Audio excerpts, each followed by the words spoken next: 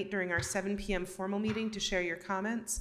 We, of course, welcome your feedback anytime by mail to P.O. Box 145476, Salt Lake City, Utah, 84114-5476, by email at council.comments@slcgov.com, or via our 24-hour phone comment line, 801-535-7654. Comments we receive on agenda topics are shared with council members and posted to our website, slccouncil.com. We'll now begin our first work session. Council, just for your information and for anyone tuning in, we are going to reorder today. We're going to start now with the informational updates. At 2:45, we'll transition to the budget unresolved issues. At 3:15, we will do the zoning for D1 Central Business District for IHC. And then that will lead us to a 4 p.m. hearing for the Capital City Revitalization Zone. And we did that intentionally to make sure we have as much time as possible on the public record, because we do have some really great resources coming, and you all should be able to ask whatever question comes to mind or that your constituents have brought you, and have full time for that, okay? So with that, Josh Rabolio, would you please join us for the administrative informational updates? And we have Andrew Johnston online. So, gentlemen, the floor is yours. All right, thank you. Council members, my name is Josh Raboyo, Community Liaison for Districts 1 and 5. Next slide. As a reminder, we encourage you to visit our webpage for regular opportunities to engage with the city on a list of projects in your neighborhood at slc.gov/feedback. The next slide. Our main updates today are from public lands. First, for the Making the Emerald Ribbon project, on July 10th and 11th, site concepts will be made available for 5 locations along the Jordan River. The concept designs for these sites will provide insight on how the guiding principles can transform the Jordan River, activate it, and connect the west side. Workshops will be held on July 10th at the Sorensen Unity Center and July 11th at Mestizo Coffee to provide an opportunity for people to provide feedback on the designs. More information on these events will be provided as we get closer to those dates. For updates, you can go to emeraldribbonplan.com. The first phase of engagement has started for 2 parks projects at Ida M. Cotton Park and Madsen Park, which aim to understand the community's desired improvements and vision for these parks. Public lands staff will be present at the Downtown Farmers Market on July 13th and 20th, as well as the Utah Arts Festival on June 28th. If the public is not able to speak to park staff in person, an online survey is available for both of these projects until July 31st. Visit the website the Public Lands website to take the survey and learn more about these projects. And lastly, for public lands, Liberty Park is getting new basketball courts. Beginning June 10th, the existing courts are closed until construction is completed in mid-July. Updates to this include new concrete seating for players and spectators and perimeter fencing to keep balls on the courts. Next slide, please. Please take note of the community liaison office hours for the summer months. This week we have coming up on June 13th at Trolley Square, the entrance of Trolley Square, from 4:30 to 6:30 p.m. And then this Friday at the Neighborhood House Annual Summer Celebration from 4 to 6 p.m. Next slide.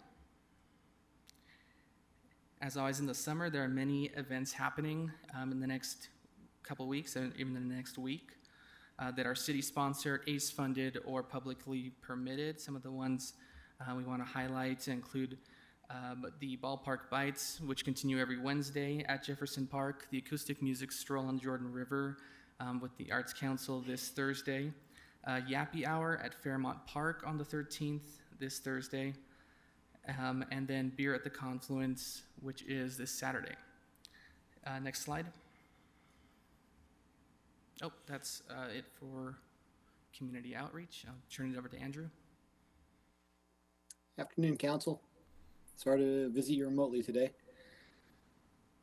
As you can see on the screen, hopefully, The resource centers are still running at high utilization rates, 98% in the last week. And that's the link again to the online dashboard the state puts forward so you can see occupancy at any point in time. The EIM work and rapid intervention work is going to be focused a lot on the Jordan River this week. We've had a lot of work at Warm Springs and also Victory Road, as well as the industrial area the last couple of weeks. So see some more activation along the river. And then the resource fair is this Friday at Pioneer Park in the morning. And then kayak court, again, won't be on the river. It will be at Fairmount Park a week from this Friday. The last thing for your information is Hart has a Youth City intern, which is, I think, a first for them. Isha Mady, and I apologize, Isha, for failing at your name again. But she's been welcomed very warmly. She's going to spend some time doing community engagement and some data work with them. So excited to have her for the summertime. Any questions, Madam Chair? Council? Thank you both so much. All right, with that, we are going to invite Jennifer Bruno, Council Deputy Director, and Ben Ludke, Council Policy Analyst, to the table, and we'll walk through our 24-25 budget unresolved issues. Thank you, Madam Chair.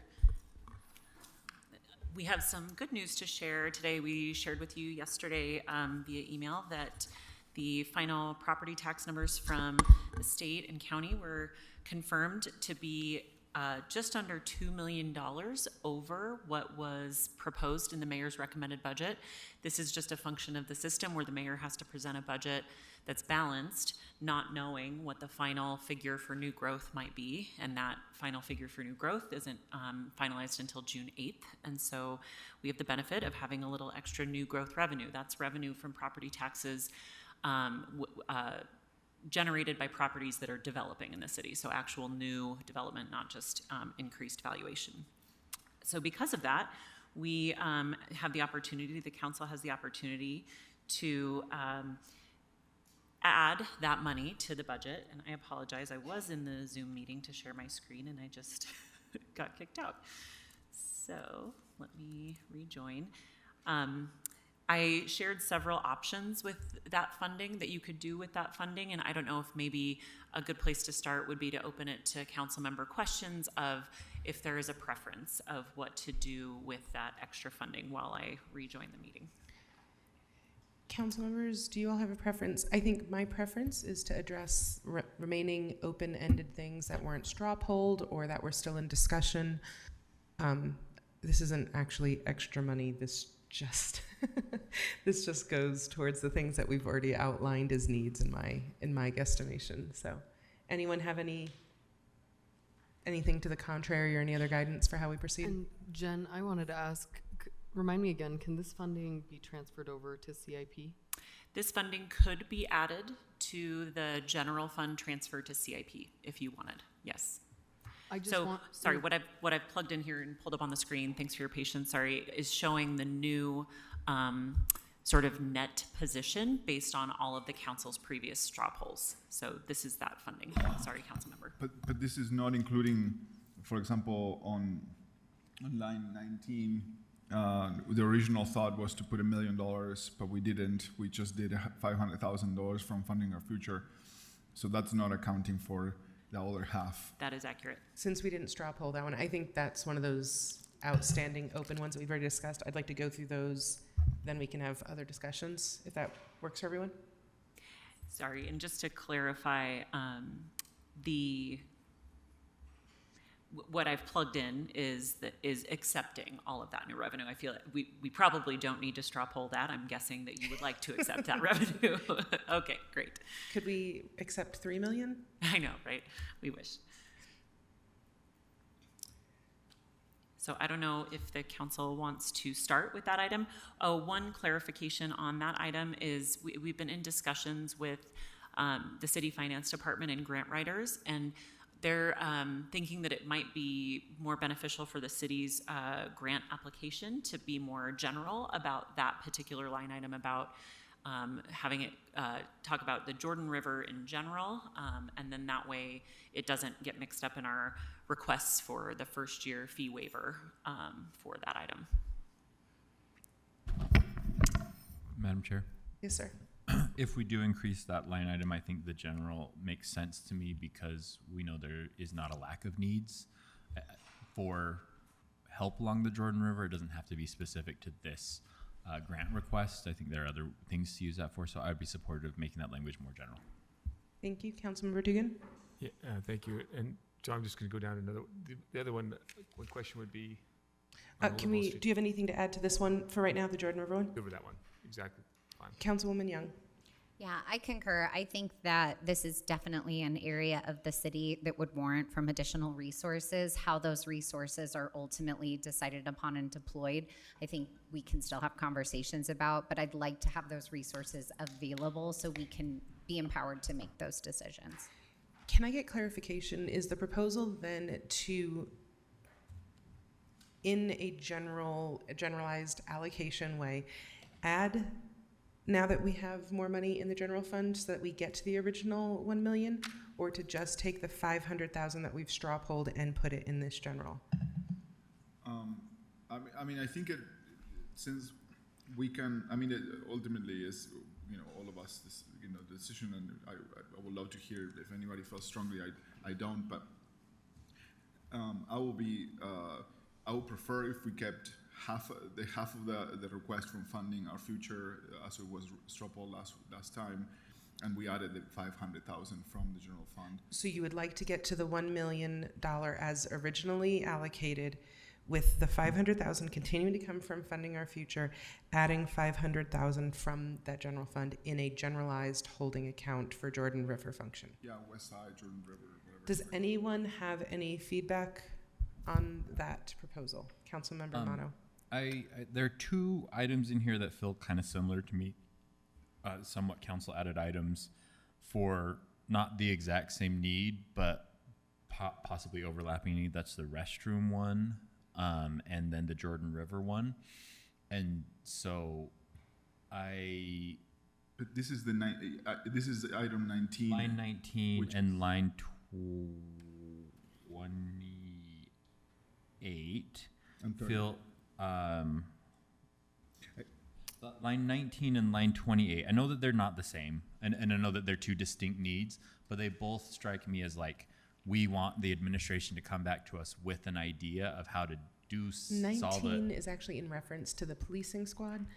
I know, but we're saying that we want that to become more general so it can be for uses along the Jordan River. Because, for instance, if we get the fee I see waiver, what you're saying. Okay. the local match waiver on the grant, that doesn't mean there's not needs along the Jordan River that money could be used for. But I wonder if we're gonna add 500,000 to that one, if that 500,000 could be flexible to be used for 19 or 27, or sorry, 28, or we just leave it in the general fund expecting that one or both of those will come back to us in a budget amendment requesting additional funds, because it's a yet to be determined program. So I wonder if leaving it in the general fund, but like stating for the record right now that we're open to increasing one or either of those two items once the administration comes back to us, like they did with the tiny shelter village, and say, well, here's the request that you gave us, here's how we're going to respond, but we need more money. Like, I fully expect that one or both of those are going to need that, and so I'm open to that, but I wonder if it gives us more flexibility to just leave it in the general fund so that when they come back with more information on both of those, they can say, here's the one that actually needs more money. But Yes, Councilwoman Young. Can I ask a clarifying question? So when we're looking at the item on 19 related to the placeholder, there's a component there that says 1.3 million for equipment. My understanding, and that's what I'm asking for clarification on, is that we as the city would be expected to provide that regardless. Is that accurate? That is how most of the grants have been awarded in the past, have not included equipment. That said, it's not impossible that would also not be part of the waiver. So I guess I could state it in the affirmative. It is possible that the waiver would also include Cover equipment. that. Okay. Based on past experience, it's not likely. Okay, thank you. So I feel like we need more voices. We have both sides of the argument very well outlined. One for adding it to making sure we have it if we need it.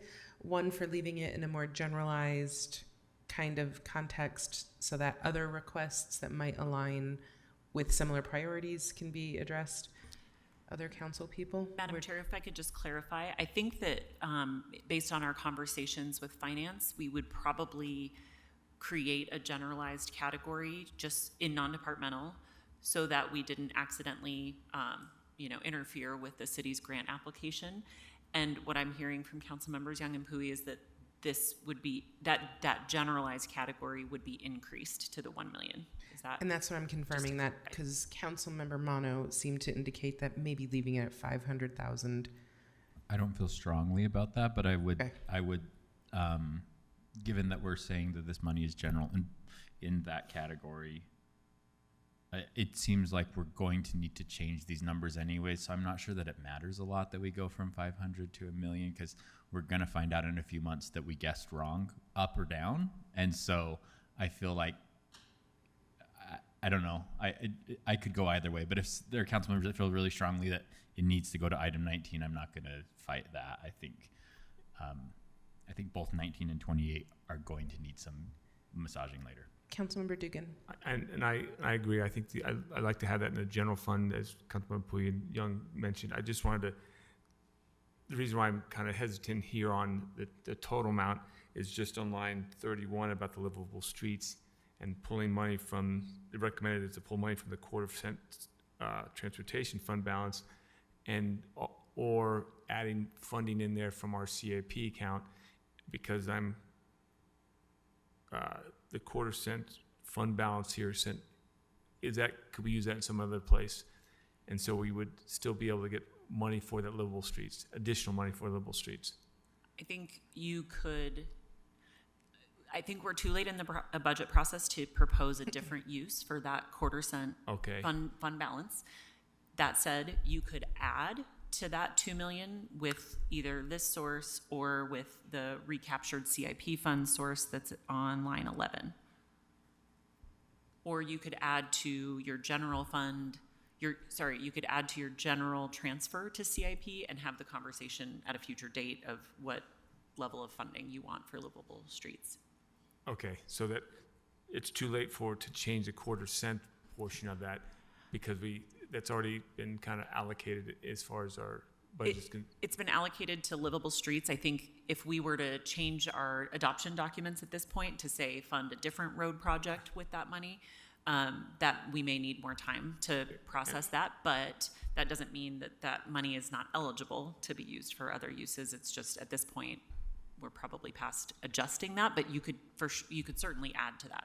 Okay, because I still, and this goes back to the CIP, which we're not approving at this time, but I really want to make sure we're funding our street maintenance and our livable streets and our safety as much as we can with the money we have.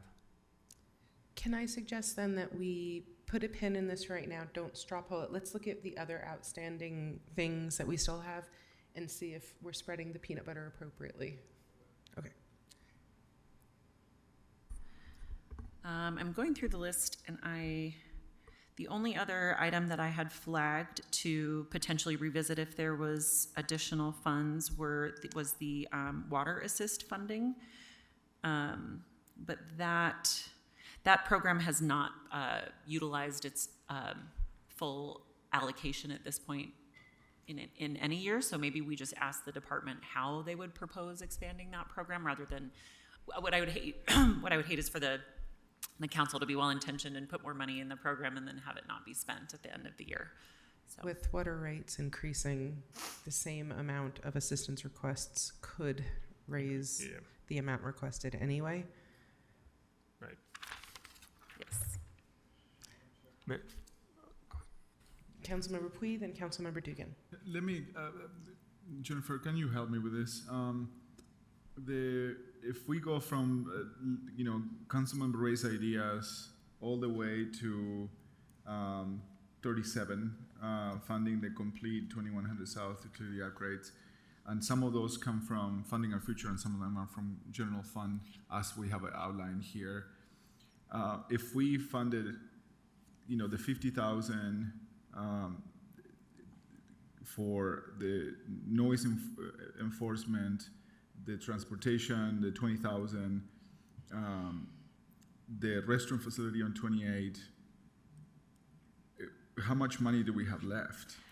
So these are all funded as of now. Okay. So the number that you see at the top there, Is the the- 1.1 million, is what you have remaining. Okay, With so 639,000 if we put the 500 in the Jordan. so when I'm doing the math, then basically we have the money to do the $500,000, Yes. and then we have some left. Yes, you have quite a bit. 639,000 left if you spent that 500,000 on the Jordan River funding. And let me clarify: is that what you said? Was that one of the things that you were saying? Is to utilize some of these funds for to add to the Livable Streets initiative? Right. So it'd be on top of and I realized that we already had 500. We had 639 left. But I was just making sure that if we didn't have to use the quarter-cent fund balance, but I'm now finding out that we kind of have to. So I just want to put it into the CIP account because I really want to make sure that we have additional funding for our streets maintenance, safety, et cetera, that in all the programs that we have currently allocated funding for. So that's what I'm looking So at. you would add funding to CIP specifically for the Livable Streets Initiative, or just increase the general fund transfer to CIP? I don't want to. I would like to do it to the livable streets, but I don't want to hold our hands to just livable streets because I think there's a number of other programs that we could also probably use funding for on the CIP side of the house. So it would be increasing the CIP budget. Right. And that would be doable because we already have a line item calling out the general fund transfer to CIP. And okay, I have one more question. On the, and this goes back to line 27 about the public lands basic maintenance. We've set aside 200,000 from funding our future, but we're also needed clarification if that was enough. And I don't know if we ever received an answer or if we could actually increase that at all, or is that kind of set? Is that 200,000 already set in that?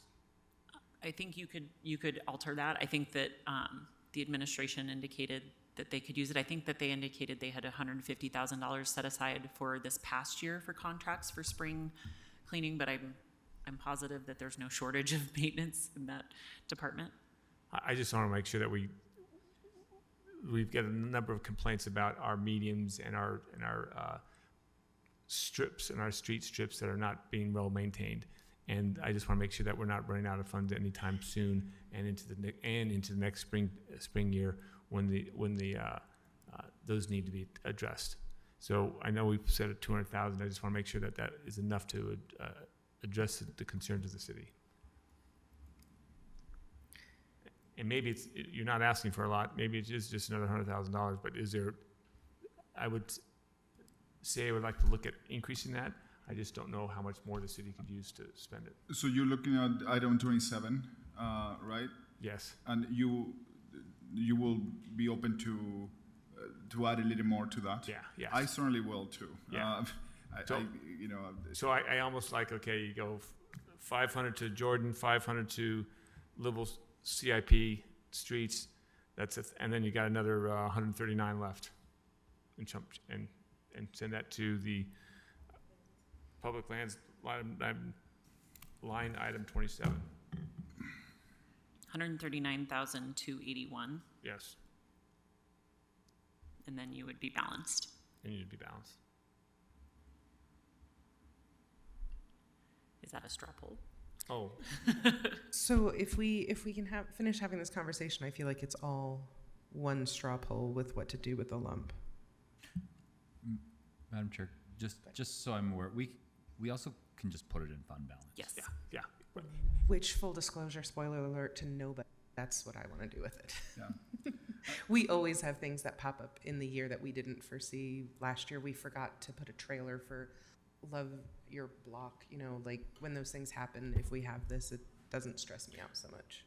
I mean, to that argument, the administration, these are additional fundings already that the administration didn't necessarily requested. So maybe we go through, we go with this, and hopefully we see improvements. But if we don't, then we are open to this. Hopefully gives the administration some tips to say that we might be interested in supporting some of those aspects further in the future. Yeah, so am I correct? I don't know why the number disappeared from there. If we do 500,000 to line 19 and then add 139,000 to line 27, then that still gives us the opportunity to drop $500,000 to fund balance. Is that correct?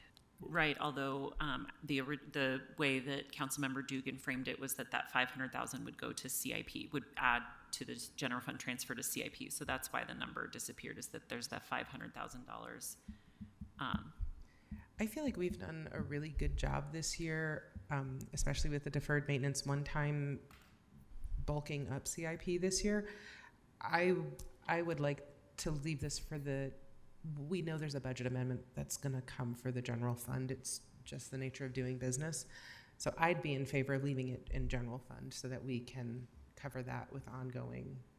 Yeah, I understand. I just have one question, because I thoroughly understand it and hear your concerns there. But we start out with 2.9 million. That other 1.9 million is paying for the other additions that we already added, right? So our fund balance is not dropping. Our fund balance isn't dropping because we had the 1.9 million that is already paying for the other additional. What's the new fund balance after the proposed budget? So, Because we did use one-time funds. right, so fund balance would be 15.59%, because the current list you have straw polled already. Because of the property tax information that came in, you did not need to use fund balance. So our fund balance is still at a hefty 15.59%. And last year we went up, our fund balance hit the maximum level of 30 some odd percent, where we actually had to. But last year was also our last year for federal pass-through one-time funds that would have done that.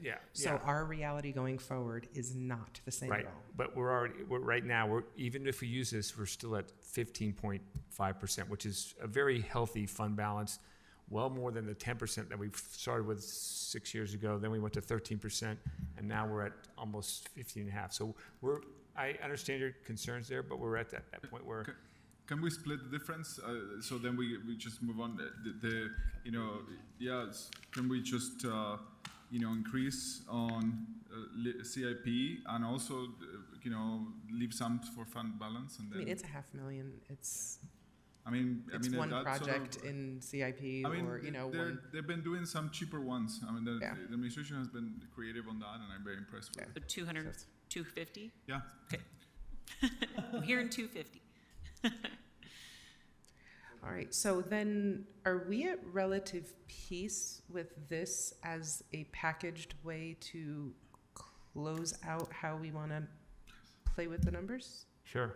Sorry. So We're at 250 for CIP, 250. 500 for the Jordan River, 139, 281 additional for general parks maintenance. for parks maintenance. And And then 250 250 to the general fund. fund balance. Fund balance. Fund balance.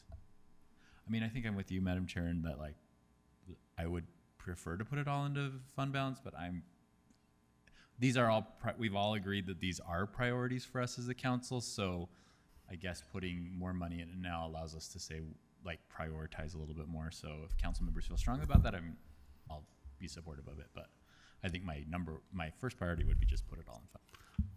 So I propose a straw poll. That we set aside $500,000 for line item 19, $139,281 for line item 27, $250,000 to CIP for line 31, and $250,000 to general fund balance. Council? That is a unanimous approval. That's great. Thank you. Thank you. Let's see, there are two clarifications on the legislative intents that we need to go through before I orient you to the motion sheet. Let me just see. I don't know why it's not letting me share. If you could go to page 8 of the staff report. Scott, I don't know if you're in a position to pull that up, but for some reason my screen share is not cooperating. The first item is maybe something that we can just clarify. Oh, here it is. The first item is something that maybe we can just clarify verbally. The Jordan River water quality legislative intent, we've had some additional conversations with public utilities and the administration, and just in terms of appropriate role clarity for that item, if we could get Council Straw Poll to switch that lead department out to be public utilities rather than sustainability. Not that sustainability wouldn't be an obvious part of those conversations, but that public utilities is really charged with that particular issue right now. Council, any discussion? It's just transferring ownership Yeah, so in the line with council would statutory. Yes, so the public utilities would be facilitate the discussion on that. Yes. Okay. Any questions? Do we need to straw poll that, or is that just a?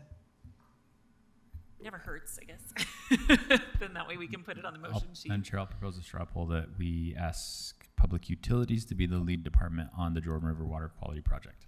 Great, thank you. Everyone, council? That's 7 unanimous in approval. And then council member compensation, we did not discuss that at the last council meeting, and over the course of the last few days, there have been several versions. I think the most recent version is this one that I have up on the screen now, which is on page 8 of the staff report. The council intends to evaluate the ordinance governing elected official compensation and have this conversation before the end of 2024. Council, any discussion? All right, someone call the straw poll. Madam Chair, I straw poll that the language Jennifer just read is what we adopt as our legislative intent. Council? All right. Thank you. And then just to orient council members, especially new council members, to the motion sheet, this is a big one. And there are several ordinances that are needed to make up the budget. And so staff has over the years just tried to organize the motion sheet so that it adopts all the ordinances, but does it in a way that is easy for the public to follow, because sometimes it's not as easy for the public to follow if you just went down the agenda item. So motion number 1 adopts the library fund budget. Motion number 2, and to clarify, whoever's making the motion only has to read the text that's in red. So that may be something helpful to remember. So motion number 1 adopts the library fund budget. Motion number 2 adopts the city budget, except the library and CIP, because CIP is referenced in a future motion. The contingent language actually appears in the adoption ordinance itself, and so that's why you see that language here. The third motion sets all of the tax rates. This one is probably the most annoying to read, so good luck to whoever picks it. You'll notice that it does not include a judgment levy for the library fund because the amount of the judgment levy was so small that there is not actually a tax rate in existence that would generate that small amount. So it's very rabbit hole kind of explanation for that I'm happy to share, but that's why there's not a judgment levy in the library fund. We did work with library staff to clarify their budget documents to make sure that their budget is made whole. So they won't get a judgment levy? They won't do a judgment levy this year because the tax rate is limited to 6 digits, and 7th digit to get that small? a 7th digit would have gotten them a judgment levy, but because we're limited to 6, that's just our lot in life. Their judgment levy was only $22,000, so it's also not a huge, in a $30 million budget, it's not, but it's, I wanted to make sure you guys understood why, when we talked about the library fund a couple of weeks ago, there was a judgment levy and now there's not. That's the deal there. Oh, new growth. Yes, library fund also got new growth. So the city budget got about 2.9 million in new growth. The library fund also got new growth. Theirs was about $700,000. So that was also money that they did not have planned in their budget. They had about $300,000 planned in their budget for new growth. So in the wash, they're they're going to be fine. It's a technicality of the tax rate system that is interesting and fun, and we learn something new every year about it. So, yeah. Which of you figured that out? Which of you was working all night figuring that Mary problem Beth, out? well, between Mary Beth and I having several dozen conversations, yeah. Thank you for doing Yeah. that. So then motion number 4 adopts part of the CIP allocations. So it approves debt service. Ben made this chart here to show exactly which allocations are being approved in conjunction with the budget. It also approves the total transfer to CIP. We will adjust this total amount, right? Because we increased the transfer to CIP. So this dollar amount will change before the 7 o'clock meeting. Motion number 5 adopts all of the legislative intents and interim study items. We'll update the one that references sustainability and make sure the council member compensation one I think is already right. And so you don't need to read all those legislative intents, you just adopt them as the motion sheet. And then motion number 6 adopts all of the other budget-related ordinances. We did want to mention that there was a procedural gap, I'll call it, in complying with recent legislation, SB 91, to make sure that we had a standalone public hearing for municipal executive officer compensation. This is not elected official compensation. This is just city employees, basically. And so as a belt and suspenders approach, we are going to schedule an additional public hearing just for that on July 2nd. The budget, technically, because it includes a tax increase, because it includes a judgment levy, the council doesn't finalize the budget until after your truth and taxation hearing in August. People regularly ask me, well, what would happen if you rejected the tax increase on that night? And the answer is you'd have to rebalance the budget, and some cities have done that. And so technically the budget's not final until that day, and so that's how we're intending to comply with the law this year. I think in future years we may figure out a more streamlined way to comply with it, but that's our plan for this year. So with that, I think that's it. Thank you. Council, any other questions? All Nice right. job. Thank you. Thank you. Council, we are still 5 minutes ahead. I could use a very quick potty break. Is that okay? Okay, 3:15 back here, please.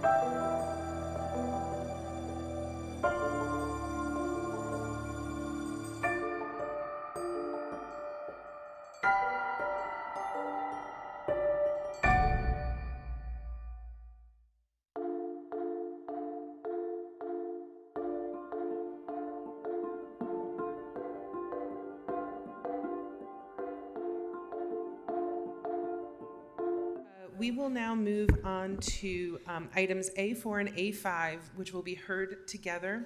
And it's an ordinance for the zoning text amendment to the D1 Central Business District Zone follow-up and a zoning map amendment at approximately 754 South State Street. We have Brian Fulmer, Council Policy Analyst at the table, as well as Amanda Roman, Senior Planner. I'll turn the time over to you. Thank you, Madam Chair. As a reminder, this is a proposal to amend the zoning map for the 10 parcels at the previously stated address from their current D2 or Downtown Support District zoning to D1 or Central Business District. This is the site where the former Sears department store was located. Intermountain Health owns the property and stated they would like to construct an urban hospital on the site. Hospitals are not allowed in either D1 or D2 zoning, and the request also includes a text amendment that would allow hospitals and ambulance services as conditional uses in the D1 zone. Intermountain has representatives here who would like to address the council and share a presentation. And with that, I'll turn it over to Amanda. Thank you. I have a brief presentation as a recap of last year's meeting, which was 11 months ago today. Yeah. Okay, so this is a zoning map and text amendment at approximately 754 South State Street. Next slide, please.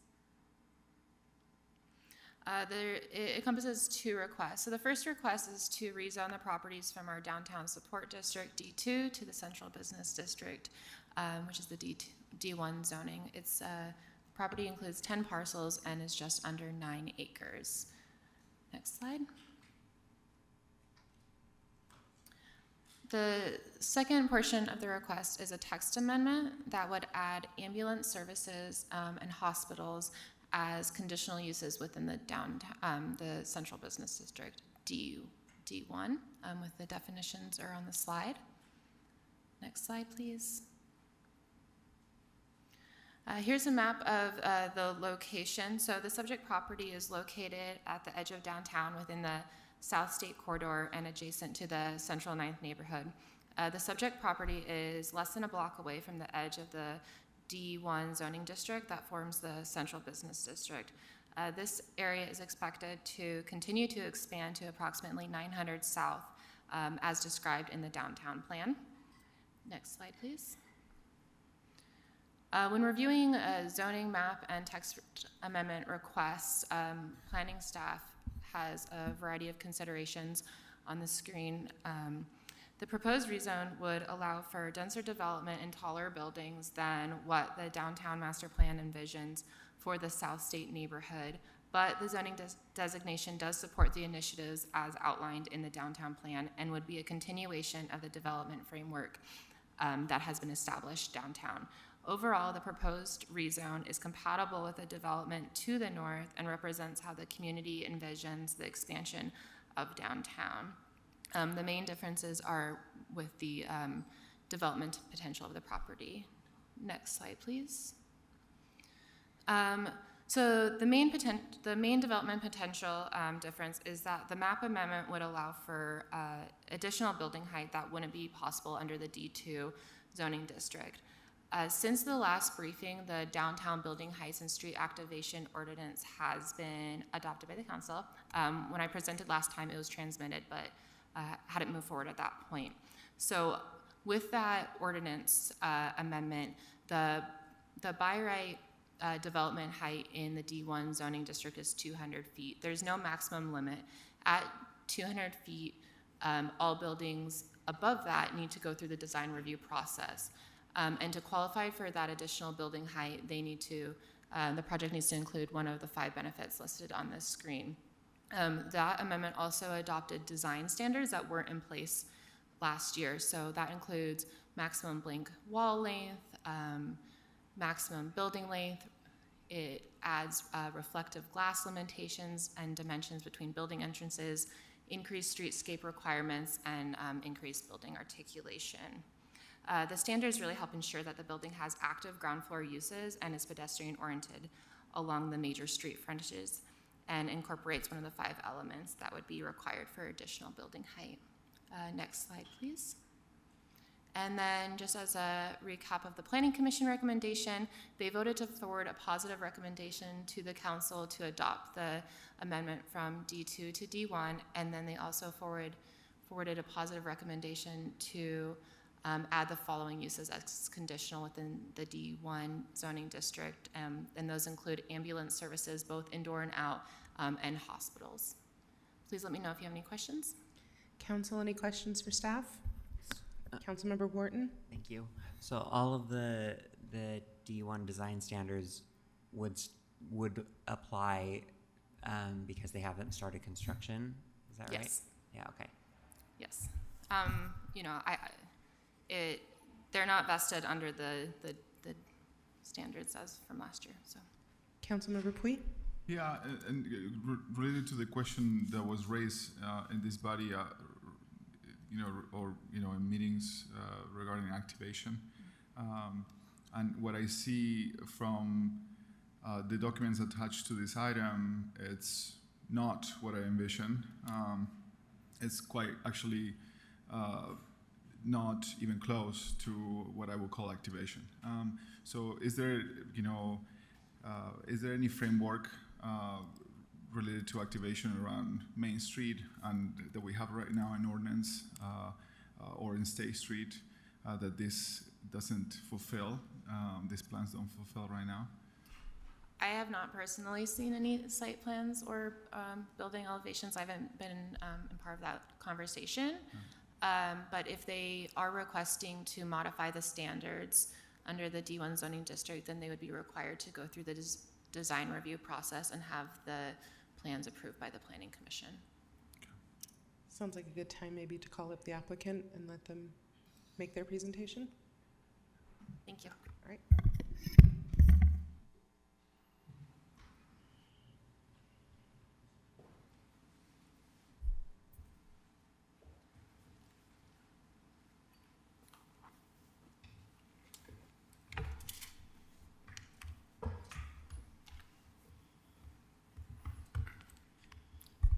Am I good to go? Great. Thank you. And thank you again for the opportunity to address the City Council this afternoon. As a reminder, my name is Heather Wall. I'm the LDS Hospital President, and I have my colleagues here with me. I'll let them introduce themselves as well. We are here to discuss and answer the questions for the City Council, specifically around building an urban hospital in the downtown area known as the Sears Block. Specifically, we want to share a few questions to be answered around some of the questions around parking as well as visuals associated with that Square City block that the city has requested. Next slide, please.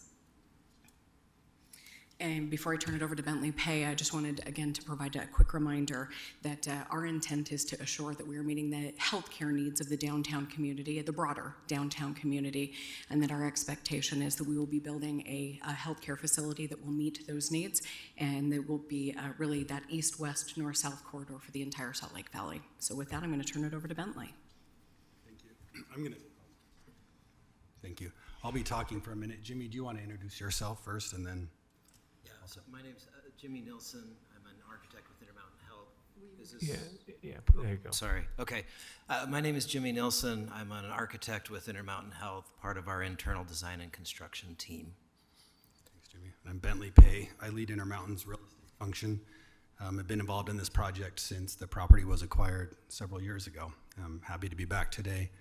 As Heather mentioned, we're here as a follow-up to our application to, as the staff presented, get the zone changed to D1 as well as the text amendment.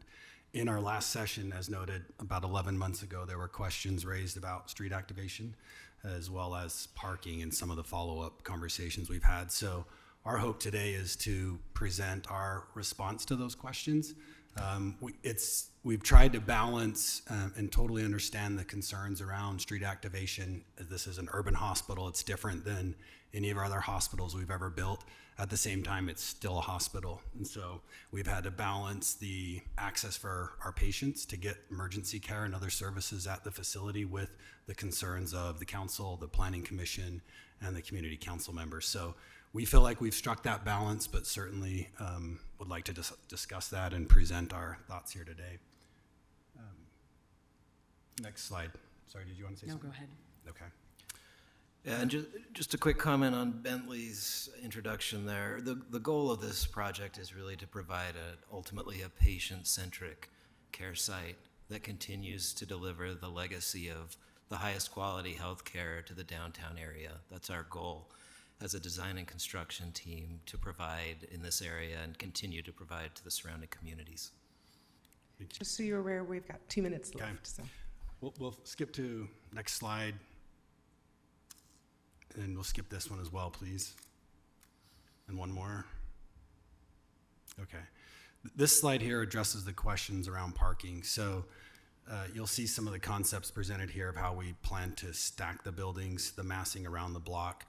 A question was asked where we plan to park these people. So currently to the west of the site on Main Street, you'll see the gray buildings in an L shape. So we estimate we would need 1,750 parking stalls for the amount of square feet in our first initial concepts here. We would be able to park 500 of those below grade, 1,100 in the parking structure shown here to the west of Main Street, if it's in this design as is right now. Now, the Garf family and the dealership owns the parcel on the corner. We have had discussions with that group around better utilizing the space, and are confident we could reach an agreement that gives them what they need and allows us to redesign this parking structure. If we couldn't, then we would need to park about 125 above grade, which is shown in the black there on 7th South. I'll show you what in the next slide, please. If we get the agreement in place with the Gar family as we anticipate, we'd be able to park all 1,250 above grade parking in that parking garage, and 500 below grade to satisfy the parking needs for the project. Any questions on parking? And then we'll go to street activation. This image that we see. can we actually wait on questions? They have their presentation time. Okay. We'll move forward then. Next slide. That shows the underground parking. Next slide. We'll keep going. One more. Okay, one more. We'll just jump right to the meat of the slide. This shows some concepts of what these might look like: open space, a food truck, a coffee shop. But if you want to advance one more in the interest of time, and I think it's one more. Okay. This shows where in some of the concepts of how we would utilize the open or the street activation around the block. Some of the, food pantry. We've talked about a food truck. We did take feedback from some conversations to make that a year-round flexible plaza space that we would like to have there on State Street. We would have our access to the facility. Would you just go one more? Because I know we're trying to get through this quickly. This, I think, is the meat of what the council has asked us to follow up on. So the ground floor activation, as we understand it from previous conversations, are shown here in the bullet points as to what would count as street activation. If in agreement as to what counts as street activation, then in the red boxes are showing how much of our building space we can, as the concepts we've presented here today, would count towards that street activation. So you can see around 700, on the 700 South, we don't have a lot of building space there, but of that building space, we would activate 50% of that. Similarly, on 800 South, of the amount of buildings that we have there, building 50%, Main Street would be 70%, up to 70%, and State Street also 70%. That does not count the open space for the plaza food truck and the courtyard along 700 South. We'll advance through the presentation and then pause for questions. I'm going to go one more slide. We're happy to talk through any of these. In the interest of time, everyone's had the materials. We can come back to them with questions, but I think we're probably about out of time on presentation, and we've covered the two main things we wanted to cover: parking and street activation. So, Thank you so much. Council, we're going to be orderly. So, Councilmember Mono, I'm going to give you first since you were denied earlier.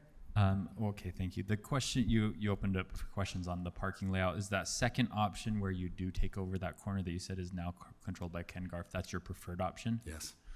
Is there any, it's fully a parking lot, there's no, that corner has no small retail space carved out of it, it's a full, all of the parcels would be fully utilized for parking?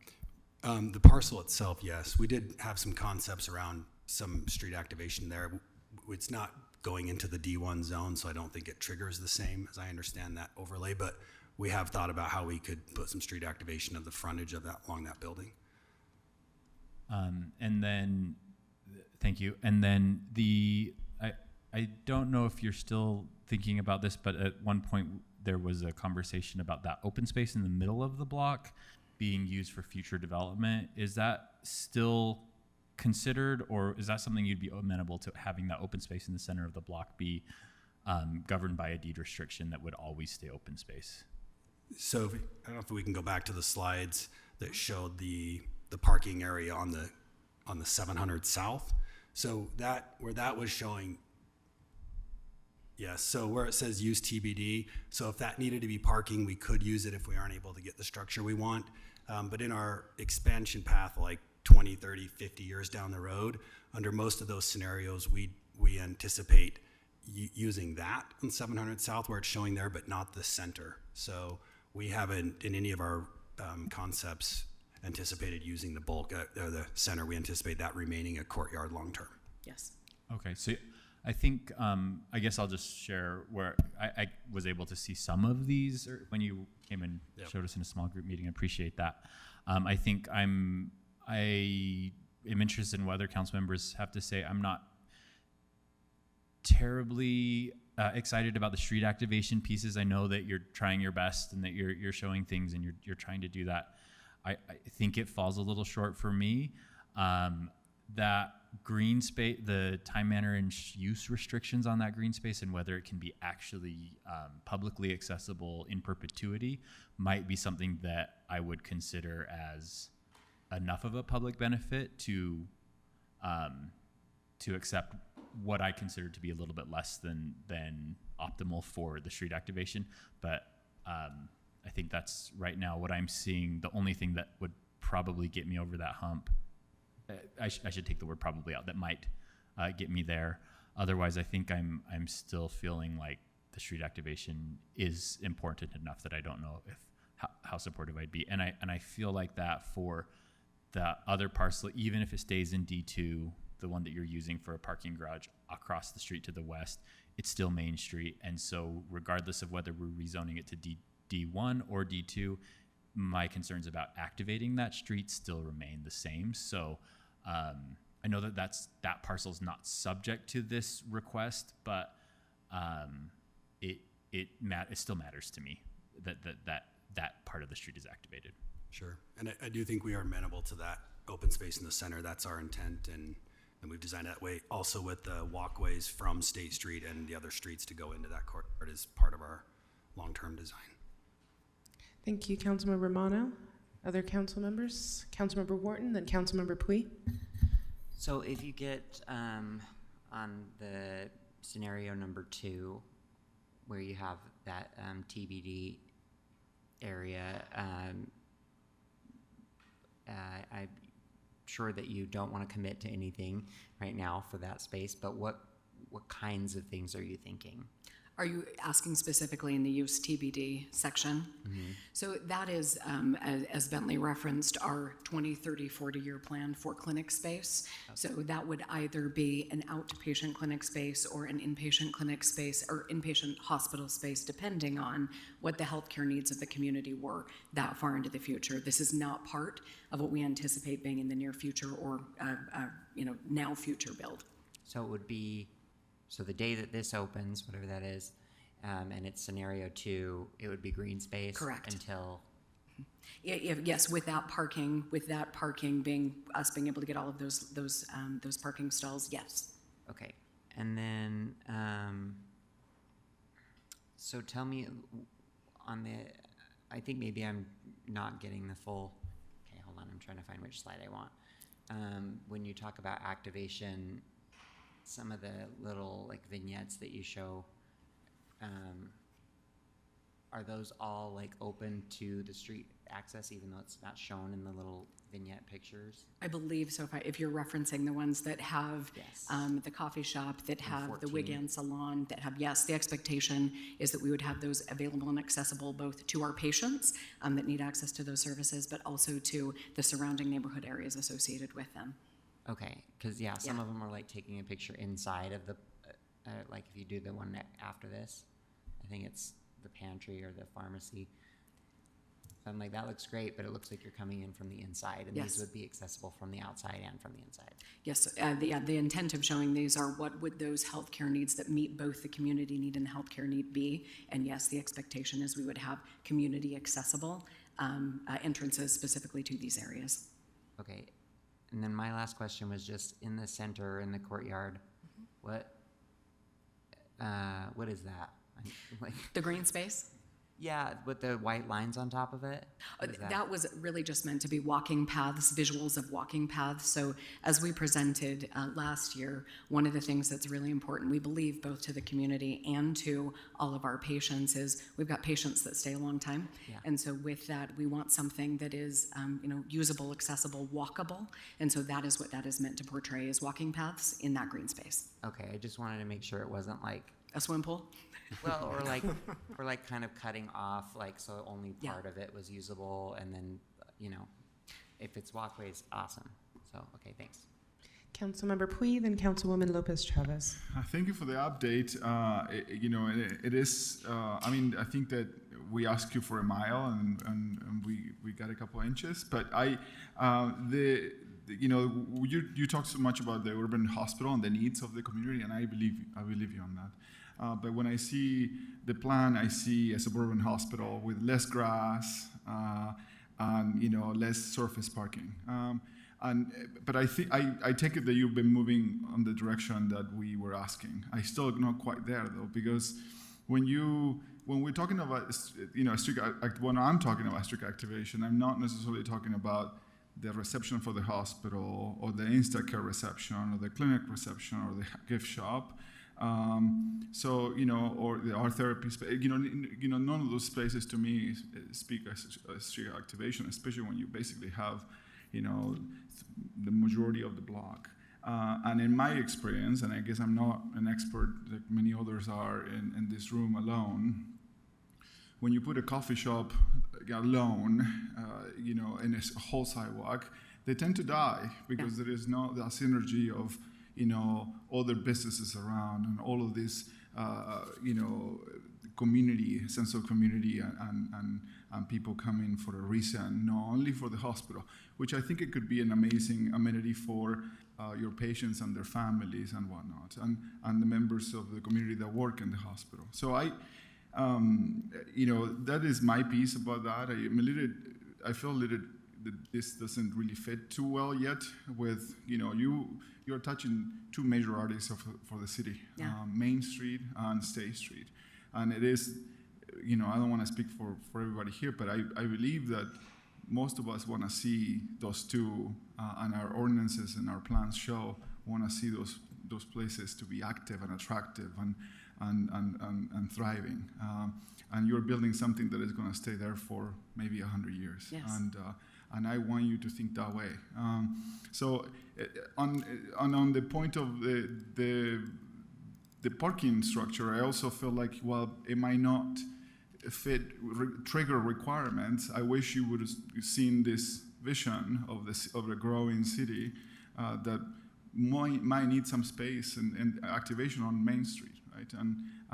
And so I feel like it falls short. I still believe that you have a place in downtown, and I hope that we can work together. But I'm struggling with the project as it is right now.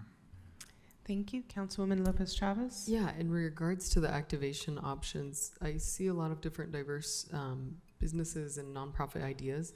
None of this relates directly to the need for families or daycare facilities. That's something I'd like for you all to consider. I think I mentioned this last in my comments. I appreciate the human resource lobby, and I think, again, looking at those type of third spaces that activate the hospital, not just for its medical needs, but So it services this ecosystem of businesses. This has a very strong business community, especially of restaurateurs. So trying to feed into, trying to make this hospital, while providing excellent healthcare, also fit into that ecosystem to see those businesses. A lot of these businesses, quite frankly, have saved this community and have helped brand it and identify with it. We see a lot of housing all over it too. So although your project doesn't include housing, I think that's something we can consider is how does your footprint impact the surrounding neighbors? Thank you for that perspective. Appreciate that. Yeah, thank you. Anyone else? So I'm going to reiterate, I know we spoke in private, I get nervous about seasonal activations. So while the concept of the food truck pad is exciting in one way, other things that could allow it to be used, even if we're cold during the winter, like a canopy or something that, empty spaces in the winter become sources of stress for city services. So I would like that.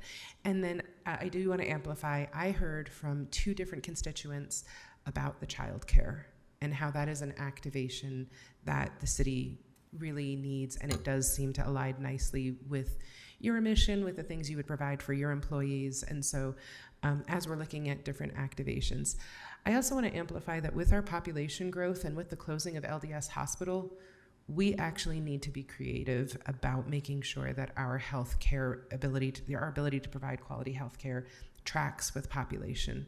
So I'm really thankful that you all have remained at the table with us, even when we've said hard things or said them without grace or said them directly or whatever it is, because I do think IHC is an amazing partner to accomplish that. You have invested, your footprint in Utah is notable. So as we walk down this path together, thank you for your patience, thank you for your resiliency and creativity. I really am optimistic that we can meet healthcare needs and that we can make sure that we're not inadvertently creating a black hole that people can't cross because ambulances are cutting them off and there's nothing to do. So I think we can do that together. I am on team activation, but I've said that to you enough in private. I will let my co-counselors carry that water for today. So anything else? Can we talk really quick about the bridge? So that is meant really to be a connection point between the hospital and the parking garage. Very deliberately meant to be that, as we do have caregivers that leave the hospital at 1, 2, 3 a.m. And so creating a self and appropriate environment is what that visual represents. Okay. Just FYI, that might be further future discussions. I hear that our other bridge caused a lot of discussion historically, so. And I think this is obviously the place, Matt, is different than where the other bridge is, but I just wanted to call attention to it. So, yeah. Thank you. Council, anything else? All right, thank you all, and thank you for being so flexible on time today. Our pleasure. There are a lot of crazy things going on, and so thank you, we appreciate you. It's our pleasure, thank you. Thank you. Council, we're going to take a 17-minute break. Our next petitioners are not here yet, so enjoy your time off.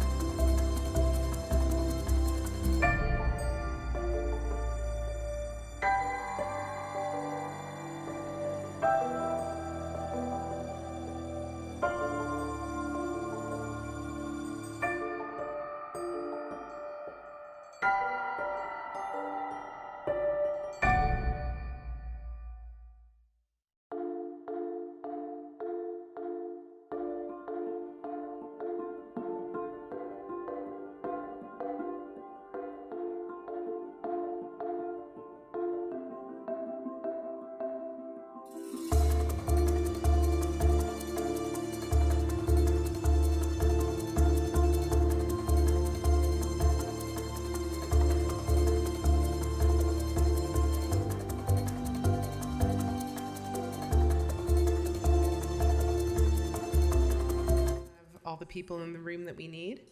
We will now move on to our third hearing regarding the Capital City Revitalization Zone follow-up. We have Nick Tarbett in the room as council support, as well as Katie Lewis, city attorney, Rachel Otto, our mayor's chief of staff, and Jen Bruno. But I'm going to go ahead and invite Mike Mon to the table from the Smith Entertainment Group. And Mike, we're going to turn the time directly over to you. We will point out that we have Natalie Gochner here with us today, and we're all enthused that we're going to be able to hear some perspective from her as well as part of your presentation. So, Mike, however you want to proceed. Okay. Thank you so much for having me here. Pleasure to be back with all of you and have this opportunity. As mentioned, Natalie will be joining me up here in just a few minutes to talk through a bunch of the economic analysis as well. We're grateful to have had so much opportunity to work with Mayor, Council, and so many others through this process. I want to reemphasize that while this process may look rushed, that speed doesn't mean that it's not also deliberate.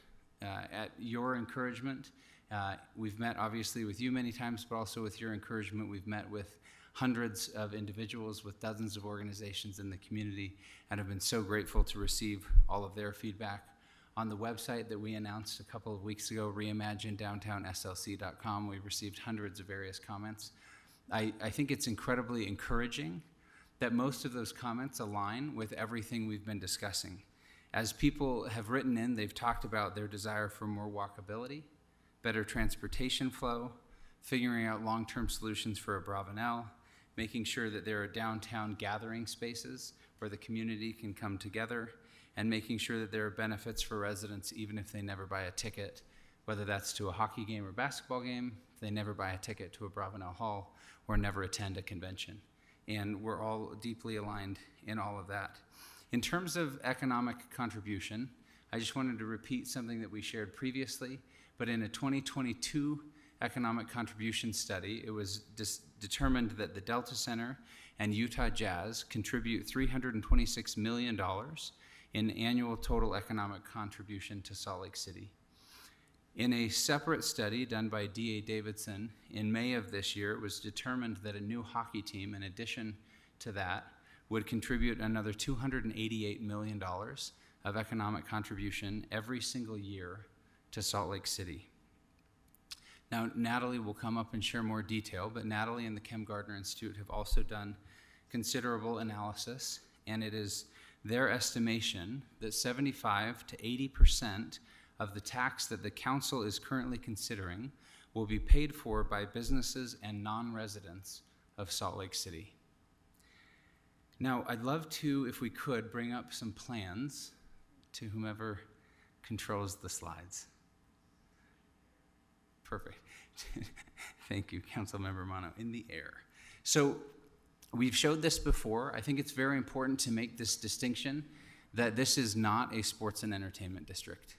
This is a sports, entertainment, culture, and convention district. I think the reason that's so important to point out is that it fundamentally changes the makeup of what we're doing, why we're doing it, and how it all comes together. So as we look at what exists today, we look at sort of these three primary blocks: sports, entertainment, culture, and convention. If we could head to the next slide, please. So this is a slide that shows a portion of these three blocks. Now you'll note, of course, that the easternmost block is shaded out and listed as phase 2. As you and I think most of the public are aware, the county is weighing a variety of options as it relates to that site, with both the Abravanel Hall, with the convention center as a whole, et cetera. All of that will be considered as part of phase 2. If I may, I'll walk you through a few pieces of this drawing. One, you'll note that 300 West, it is contemplated that 300 West would be undergrounded at this portion in between 100 South and South Temple. That is a road that is currently classified as a state highway, and we're currently working with the state to determine cost and payment of the undergrounding. If we could go to the next slide, I think it's helpful. We may come back to this one. This slide, of course, shows some height. We understand that there are some changes being considered by the Planning Commission to the current zoning regarding height that would allow greater flexibility.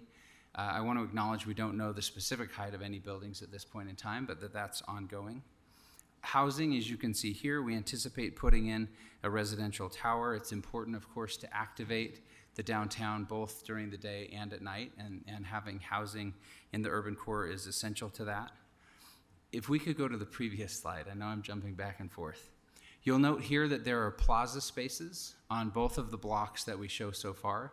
The intent, of course, during phase 2 would also be to put in a civic plaza as part of that block. But it's very important that we have these third places, these gathering spaces where people can come, whether that's for an Olympic event, the Stanley Cup playoffs, to come watch the NBA playoffs or NBA finals, of course, for us all to have a starting spot to go when we finally win that NBA championship and Stanley Cup championship. But the goal overall is to create a very family-friendly gathering space, many family-friendly gathering spaces downtown where people can shop, eat, gather, and come together. And that's why there are plazas so central to each of the blocks. We want this to be a place where people gather and come downtown together.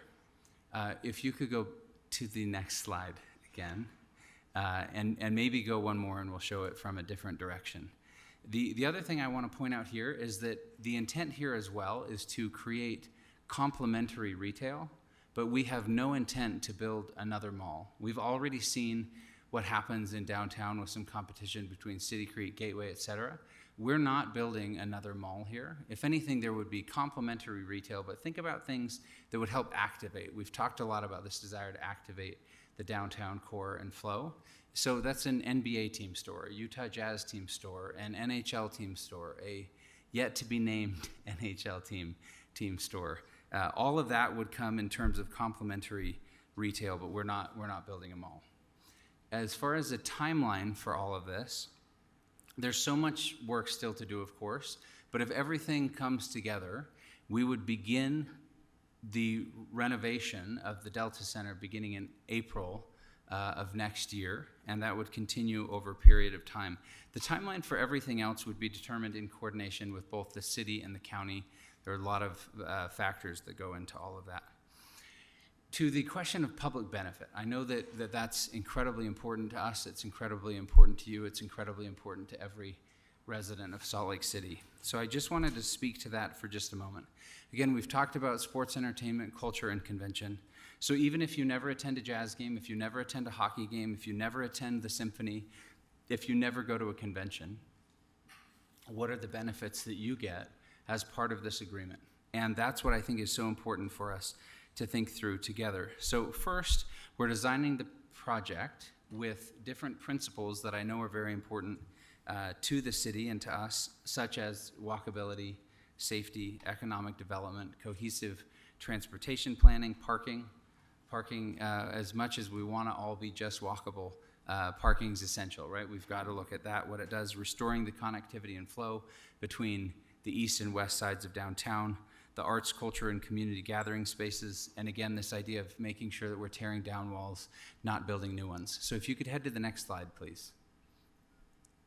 This slide is meant to show some of the ingress and egress of the property as a whole. Again, if we were to come in and just build walls along South Temple and 100 South, that wouldn't do any good. And so what we want to make sure that we're doing as part of all of this is make sure that there are so many ways to flow in and out of the district, in addition to being part of and containing the energy within that area, because energy containment is important, but that also means creating ingress and egress through all of that. If we could, let's just go to the last image, because I think it's fun to look at. This is a place, again, where we are changing the front door, if you will, to the Delta Center, where it will face east and help create that flow and connectivity into the rest of the district, where we have these huge plaza spaces that can be the gathering spaces for festivals, for families, for a variety of events. Now, speaking of public benefit and continuing down that road for just a moment, of course, this will become a cultural convention and entertainment hub. It's also a place where people will be coming with two sports teams to be there all the time. Hockey alone will add 40 to 50 nights a year of economic contribution. This will add to the tax base that will help the city and county provide essential services such as road construction and maintenance, snow removal, water quality, police and safety, fire, just to name a few. In terms of the building out this district in these 3 blocks, of course, that will create a massive number of jobs over the many years it takes to build this. Again, as we've mentioned, there will be public gathering spaces and third places, as they call them, with shopping, dining, concerts, recreation, festivals, and so on. Will also enhance the overall aesthetic and beautification of downtown. It will help us with the redesign of the convention center. As the county has previously noted, there is a lot of deferred investment in both the Bravenel and the convention center. To be very clear, without any of this, without hockey, without basketball, without Smith Entertainment Group, those things need to happen anyway.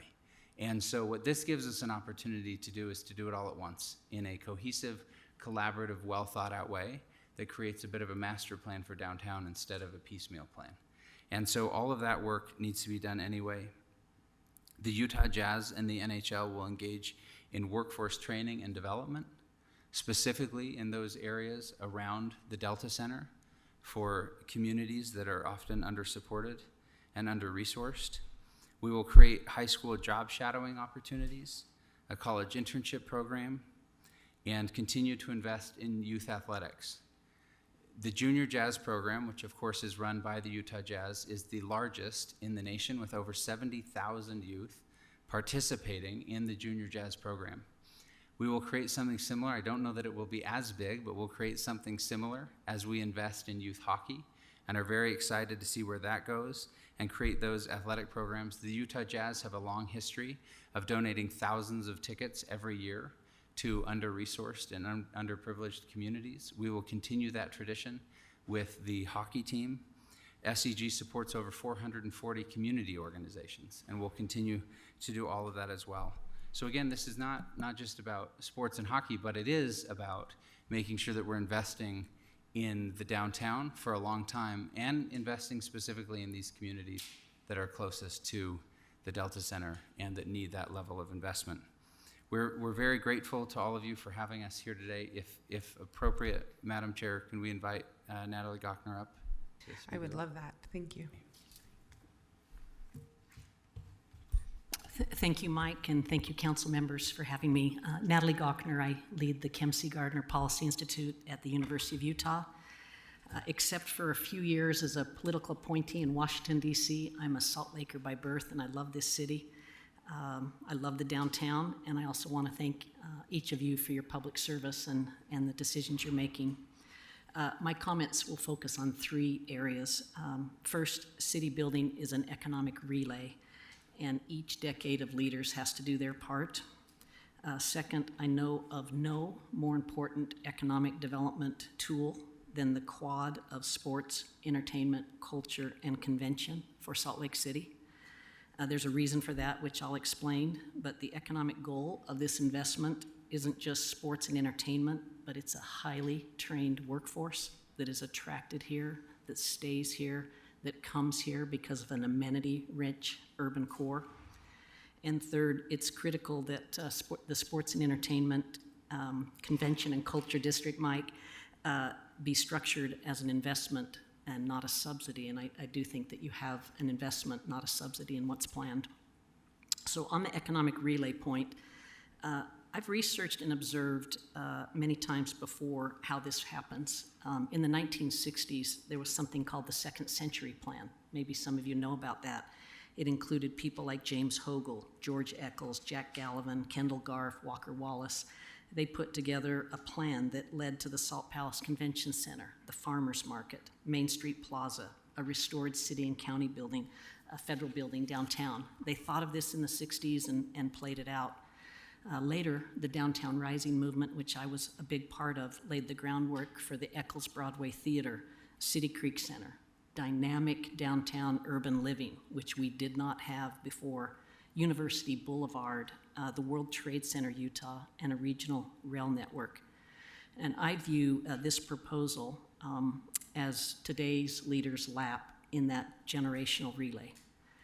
Second point is this quad of sports, entertainment, convention, and culture. Early in my career, I will never forget interacting with John Ferganesi and Peter Calthorpe. Maybe some of you recognize those names, but they're renowned urban planners who emphasize that central cities must hold on to sports, entertainment, culture, and conventions. It is the vital economic tool that urban cores have. The reason for this is because of the singularity. You know, you can't, in a region like ours, you wouldn't have a second NBA franchise. You wouldn't have a second flagship convention center. You wouldn't have a second Broadway theater. That singularity creates an environment downtown that brings people, that becomes attractive, that's amenity rich. And if you let those go, if the urban core declines because of their departure, it creates a vicious cycle, and it's very difficult to get out of it. And you end up having a donut. You have a hole in the middle, and you have vibrancy on the outside. The economic forces of decentralization pull people, jobs, commerce away from the core. Sports, entertainment, culture, and conventions bring them back. The third point is the notion that this needs to be an investment, not a subsidy. And, you know, the reason that you can structure it as investment is that when you make an amenity-rich urban core, you attract human talent. And that talent pays economic dividends and becomes the major economic driver for the area. So the economic goal isn't entertainment, it's human capital, it's people. It's the idea that people with talent can live anywhere they want, and we compete as Salt Lake City for that talent. When we have an amenity-rich urban core, we'll get that talent. That's the major economic impact of this proposal in my mind. Related to this point is I just want to speak specifically to the tax incidence of a 0.5% tax. Now remember, nobody asks you when you spend, where are you from? You know, are you from West Jordan? Are you from LA? But we have techniques that help us estimate incidence.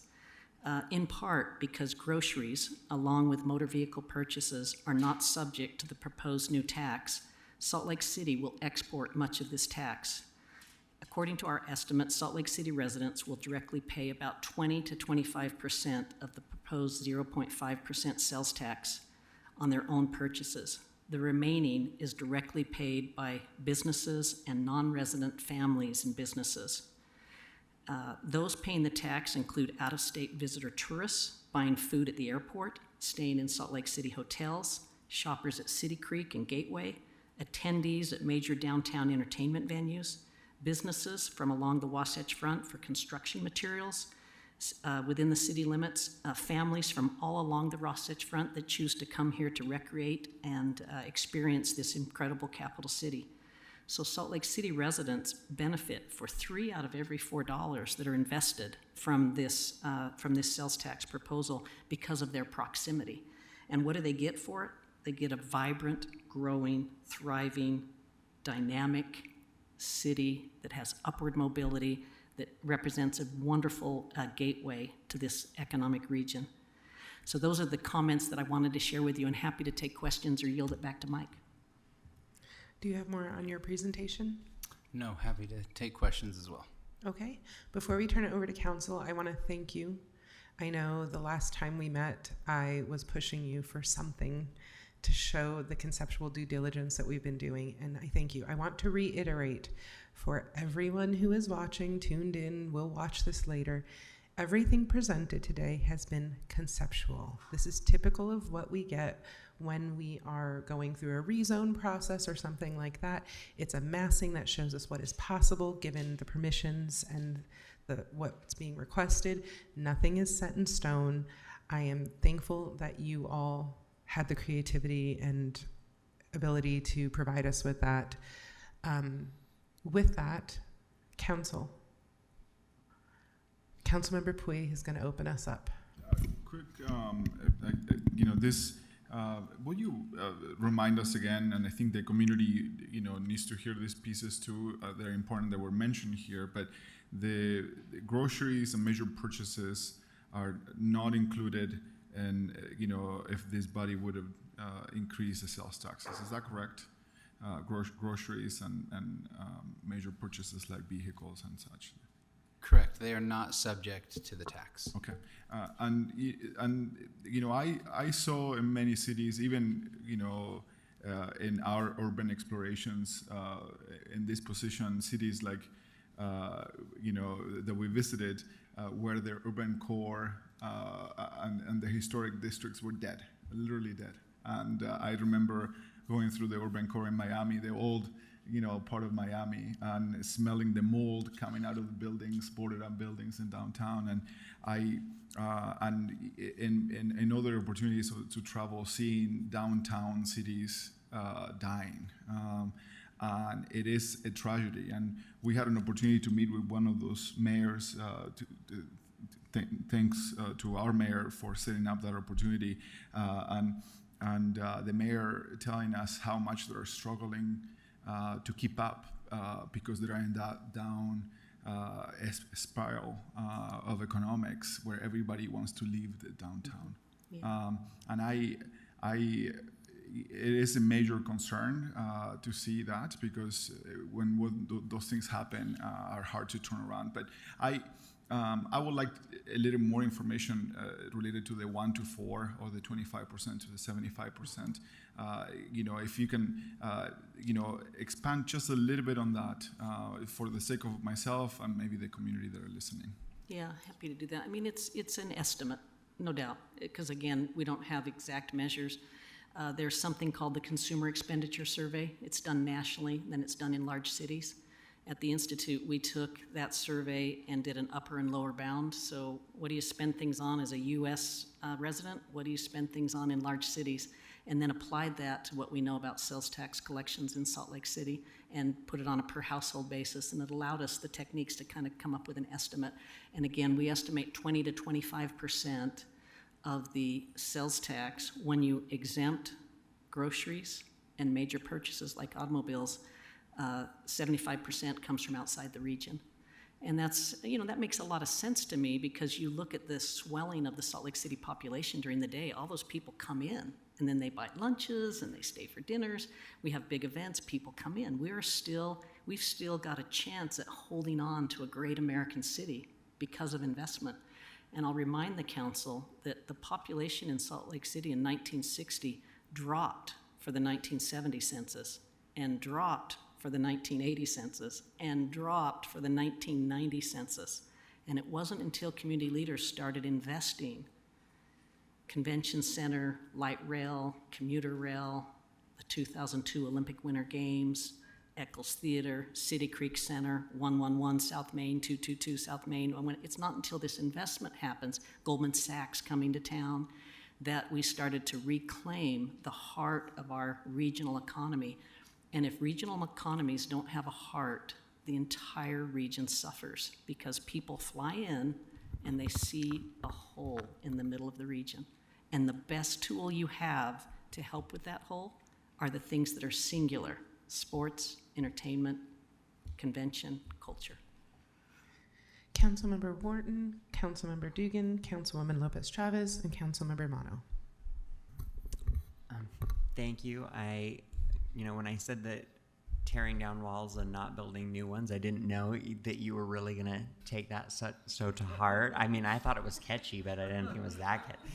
So, but I really appreciate you incorporating all of that into this design or this concept of multiple different access points along this middle block here to draw people in. I think that, in my view, that's consistent with what we hope to see for Japantown. I hope it's consistent with what we hope to see for these public third spaces. And so I really appreciate that you've been able to do that. The other thing I appreciate is that you've given us something that people can look at and start to conceptualize what it's going to look like. And then left open some many possibilities with phase 2 that includes if the county decides to keep Bravenel Hall exactly as it is, and what other things could be done to the convention center and those county spaces. So That I also appreciate.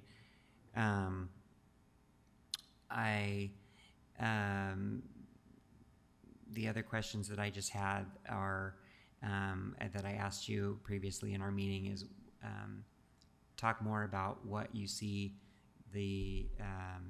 aside from a plaza for Stanley Cup or whatever, what do you see these large public areas being used for? How does that benefit the average Salt Laker who maybe can't afford to go to a game or can't afford to go to one of the paid activities? How can they still derive value from this? Yeah, so I'll answer that in two ways, if that's okay. I think you asked about the plaza generally and then the district more general. Plaza specifically, district generally. Is that fair? Yeah. Okay. So with the plazas specifically, I think the beauty of it is that they're amazing gathering spaces no matter what. So one, whether it's an away game or a home game or anything else, anyone can come and watch a playoff game, for example, right? And what we hope to have in the very near future are some amazing playoff experiences where people come gather together if there are sports fans to do that. Outside of that, though, if you think about, for example, the Olympics coming and an Olympics medals plaza or something like that. The Olympics did an amazing job in 2002 by creating this legacy foundation, by creating venues that are still in use today. But some things like the medals plaza came and went, and there's no remnant of that. We can codify things like that, but also it's for use by the public for festivals, for example. So in speaking with Japantown on a number of different instances, they've said, hey, is this plaza space somewhere that we could bring our festivals and activate for that? Of course. That's what we want to see. We want families, communities, different groups coming to activate downtown. The whole goal is that this becomes a major place where people can come, gather, and families can be together, people can activate, and there's enormous flow there. So that's one major piece. In terms of if you never purchase a ticket, and again, I think that's important to point out, it's not just if you never purchase a ticket for hockey or for basketball. It's also if you never purchase a ticket to the symphony, or if you never attend a convention. How does this work for you as well?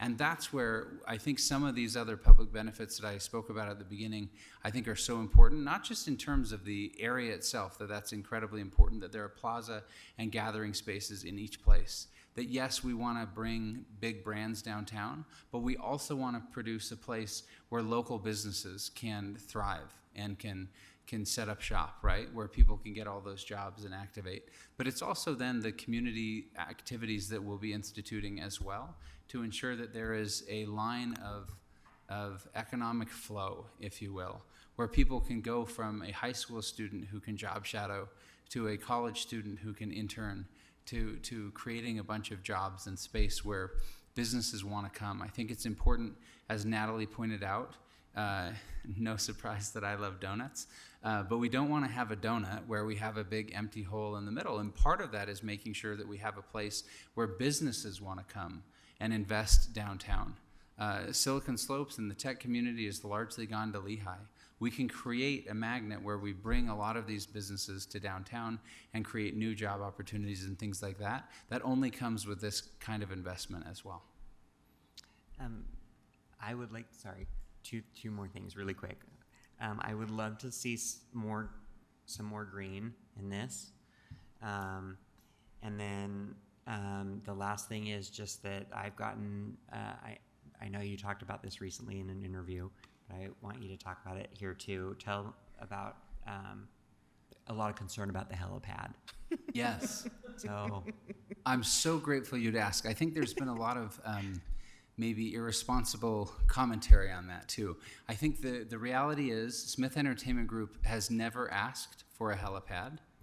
We have no intent to ever ask for a helipad. I think there has been some confusion by virtue of the fact that in zoning law, and I am the last person to tell you about zoning law, but in zoning law, there are things that are called conditional uses and permitted uses. So there were a list of things as part of the zoning that were listed as conditional uses that were asked to become permitted uses. That does not mean that Smith Entertainment Group is asking for those things or is looking for those things or anything else. So I think that led to some misinformation that was spread throughout the community. So thank you for giving me the opportunity to very clearly state that Smith Entertainment Group has never asked for a helipad and has no intention of ever asking for a helipad. All right, Councilmember Dugan, Councilwoman Lopez Chavez, Councilmember Mono, and then Councilwoman Young.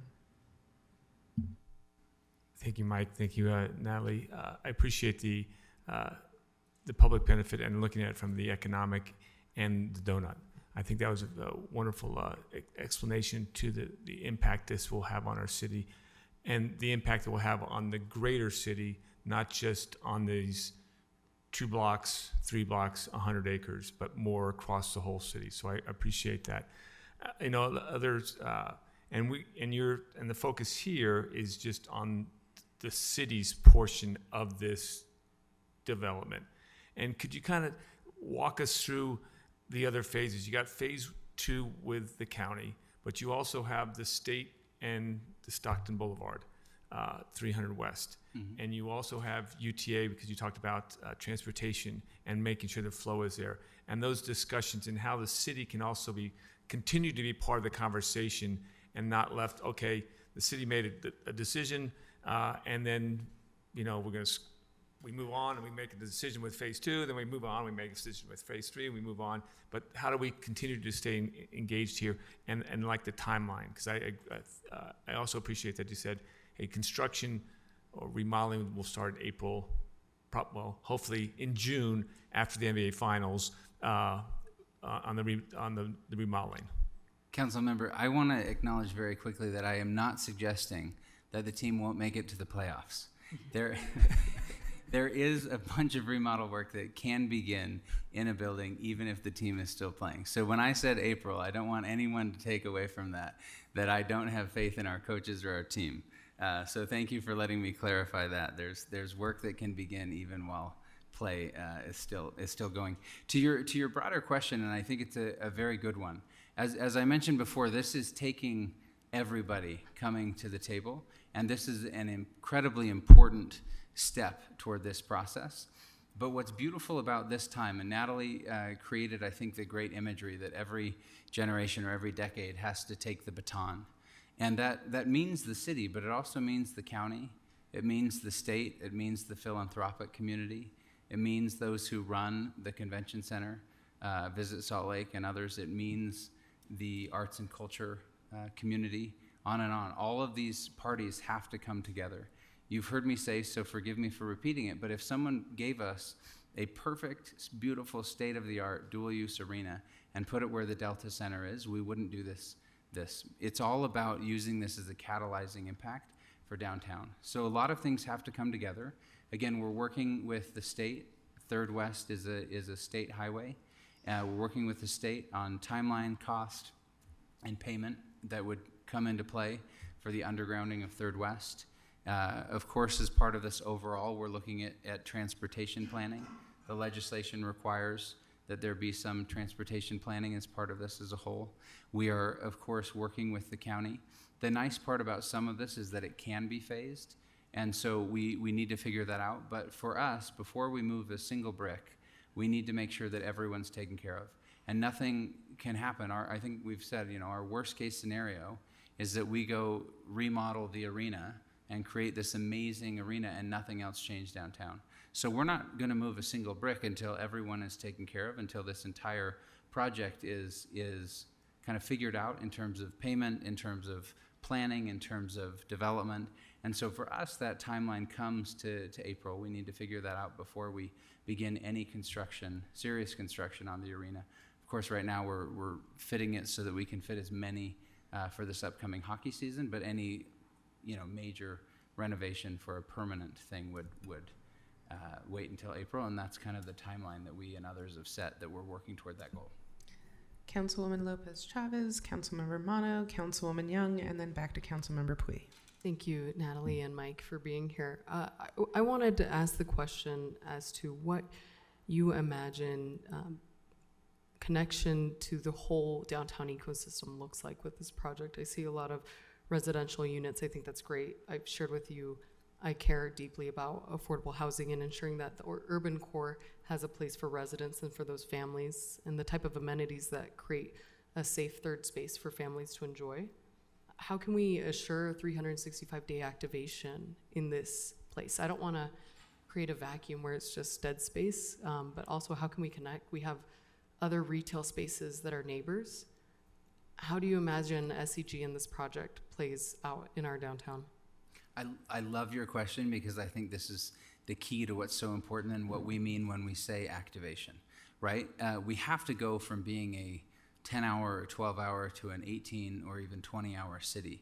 What I don't mean by that is that we're trying to build Times Square or keep everyone up all night. But what is important is that we can't have these massive dead zones. And a lot of that comes into play when you figure out what is the appropriate makeup, what are the different ingredients, if you will, to a downtown urban core. And so if you think about sports or concerts or entertainment, those are happening primarily at night, right? When you look at business conventions or job fairs for underprivileged youth or other things that we've done in the arena, those are happening primarily during the day. But when you look at that overall makeup, and that's what we're trying to show here in the images that we've shown you all here, that's why housing is so important, but also why businesses are so important.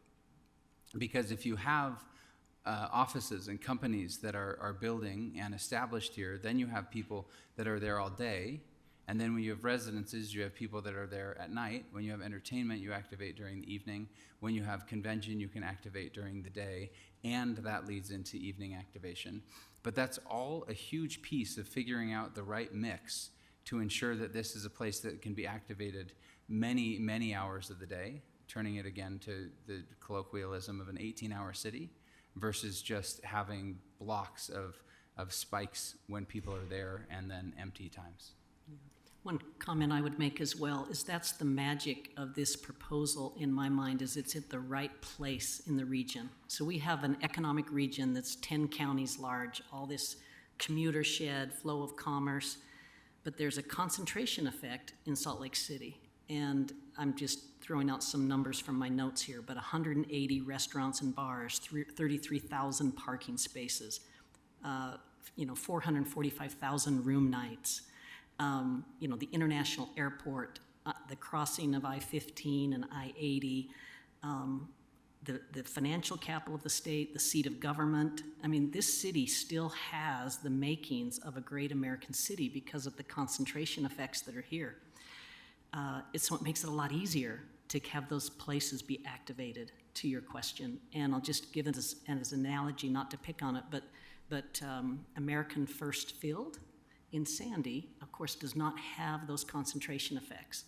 And in that case, has not had the kind of impact where it was located like one in Salt Lake City can. So a case in point. You've got the sort of wind at your back in what we're doing here because you're putting it in the right place for the region. My final comments on this are to consider, and I appreciate the parking needs. I've explained to you that District 4 has 30% surface covered parking, and I'd love to see that erode over time and to meet the transit needs of the future. Future families need to come in regionally through transit, and that's something I'd love to see considered in this project, especially if we're raising tax increment. So not just to focus, but to diversify some of our solutions to current transit needs. Thanks so much for presenting. Yeah. Thank you so much. Councilmember Mono, Councilwoman Young, and Councilmember Pui. Thanks. I appreciate you being here again, and I really appreciate bringing Natalie. I have first questions for Natalie about the economics, and then some for you, Mike, questions and comments about Japantown. So Natalie, or Mike, either of you can answer, obviously, but you talk about the Jazz currently bring in, I think you said $300 million a year of economic contribution. Can you tell me what that actually means for a non-economist? Does that include ticket sales? Does that include how much the players are making? Or is it, like, what does economic contribution mean? In economics, we make a distinction between economic contribution and economic impact. This is contribution, and all it means is that we're taking an activity, ticket sales, sales for food and beverage, certainly the gear, I don't know what you call it, but T-shirts and the like, but all of those expenditures, and we're tallying it, saying what is it? What's the footprint of it? How big is it? And so 326 million is the Delta Center and the Utah Jazz, so that combined, And then the economic contribution estimate annually for NHL is 288 million. But just think of it as a measure of activity. And to me, I'm an economist, but economists know the cost or the dollar amount of everything and the value of nothing. That's supposed to be funny. But the idea is that the economic impact here, in my mind, is not that 326 million or the 288 million. That's a measure of volume, the concentration of what we're talking about. The economic contribution of what's on the table is that you're investing in the core and keeping it healthy so that it doesn't deteriorate, and you have to pay a lot more later to recover from a central city that has declining property values, increasing crime. The example that everybody uses is Detroit. It was Motown at one point, but city leaders didn't take that baton and run the race and invest and do the right thing. And I think we're so fortunate to have a city that has kept their eye on the ball here and now has that next generation of things that we can invest in. And I think it's a really important moment in the city's history. I'll remind you that the Eccles Broadway Theater was this close to being somewhere else, but it was rescued to be here. I'll also remind you that the pedestrian bridge at City Creek Center was almost a deal killer. The city would not permit that, and it took a lot of work.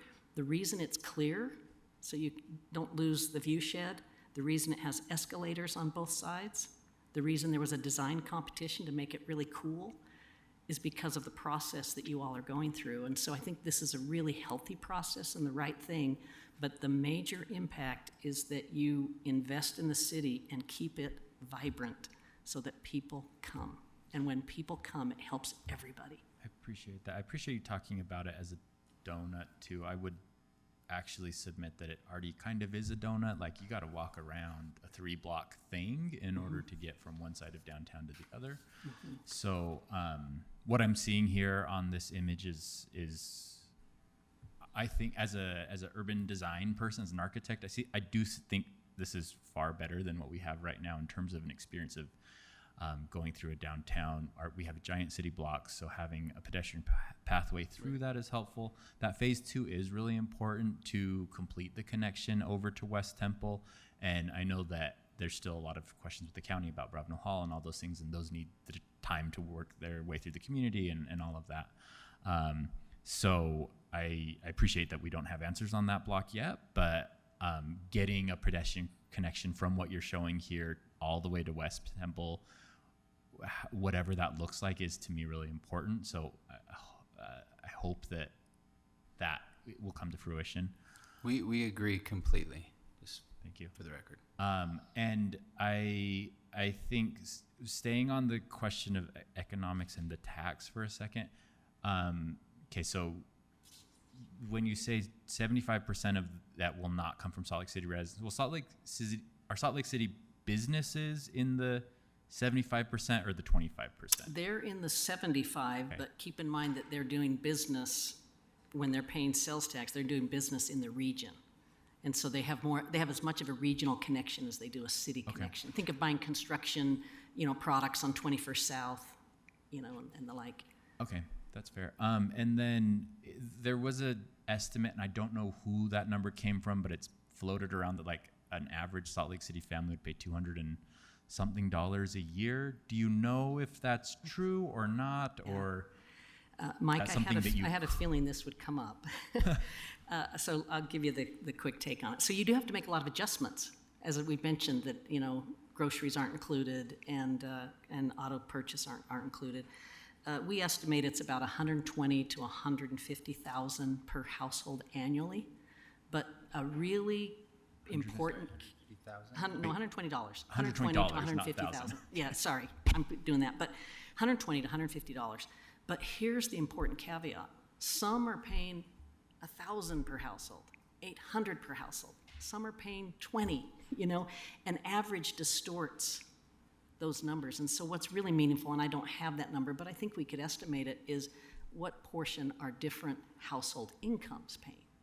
Okay. And we can go to work on that, but just keep in mind that an average, is not as descriptive as you want it to be. Because if you're consuming a lot, wealthy households, you're paying a lot more than $150 per year. And if you're not consuming a lot, you might be paying $60. Thank you for that explanation. I know it's a science of estimating, but I appreciate that you're here to help us kind of sort through some of those numbers. I do think not doing this leaves that hole in, I mean, the Delta Center itself becomes a really big problem if the Jazz leave. So I appreciate how important not creating, instead of even a 3-block donut hole, a 4-block donut hole if the Delta Center were to become vacant is for the city. Shifting gears a little bit to Japantown, I really appreciate your willingness to come and engage with the Japanese American community and learn about the history of that area. Thank you for showing me a site plan that does not have loading docks along First South. Man, I hate those loading docks so much. And I never thought that in my time on city council, I'd be able to work on a project that gets rid of those loading docks. And that alone is just like personally very exciting to me, because I can't tell you how many times I've been to a festival on that street and just looked at that and been so upset at whoever put those there and whatever decision it was made that was going to go there. On that same note, and we talked about this a little bit before, I just want to put on the record, I hope that you'll engage with the Japanese American community for their festivals. I mean, you mentioned maybe the festivals could go in the actual plazas. If they don't want to go in the plazas, how does a festival work with hotel drop-off happening along First South? And that's just a technicality that I hope we can figure out, something that works for both parties. I really appreciate the walkway just to the east of the Japanese Church of Christ, giving a buffer to that, and then showing this plan showing that the Japanese garden still exists. Those are excellent, I think, wins for my community, and I appreciate seeing those in print. I would love for you to consider along that walkway that is just east of the Japanese Church of Christ, putting in exhibits about historic Japantown and what used to be there, and maybe it expands to historic Greektown and Plum Alley and all of the historic ethnic communities in Salt Lake City. But using that walkway as an opportunity for an exhibit about some of those historic communities that have been displaced or no longer there, but really built our city and our state. If you think about railroads and things like that, I would love to see something like that happen there. But I guess so thank you. There's still a few things that I hope we can get some answers on related to Japantown, but imagining a street that has hotel, retail, and food and beverage on there instead of 80 feet of loading docks is just so exciting to me. And thank you for the 2 pedestrian connections from Japantown Street to the Sports Entertainment Culture Convention District. And I think I'll leave my comments at that. Appreciate this opportunity to see it in print. Councilwoman Young and Councilmember Pui. Great. I know I'm near the end, so I'm going to try and frame my questions in a yes or no so that I can just get some clarifications related to questions I've been asked by residents and other folks across the region who've been reaching out. So hopefully this will go quick.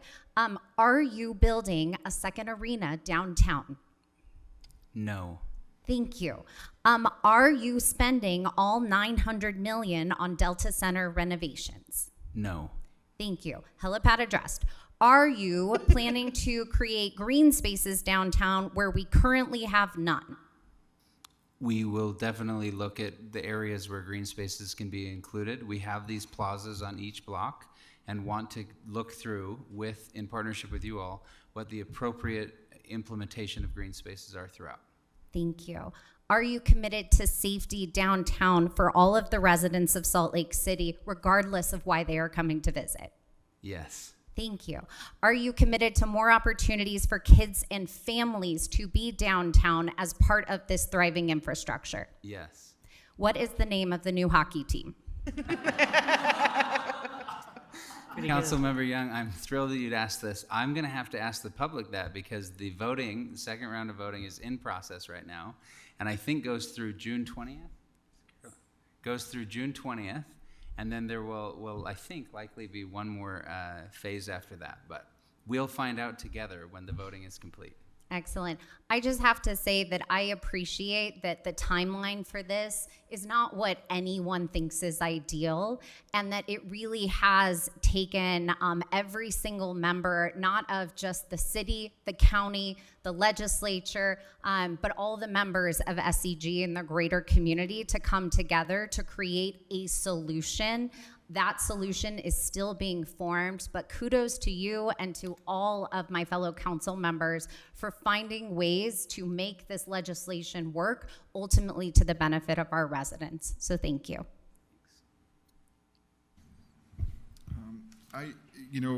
We talked quite a bit about the economical death donut hole. I don't know, we keep adding things to that analogy. I love it.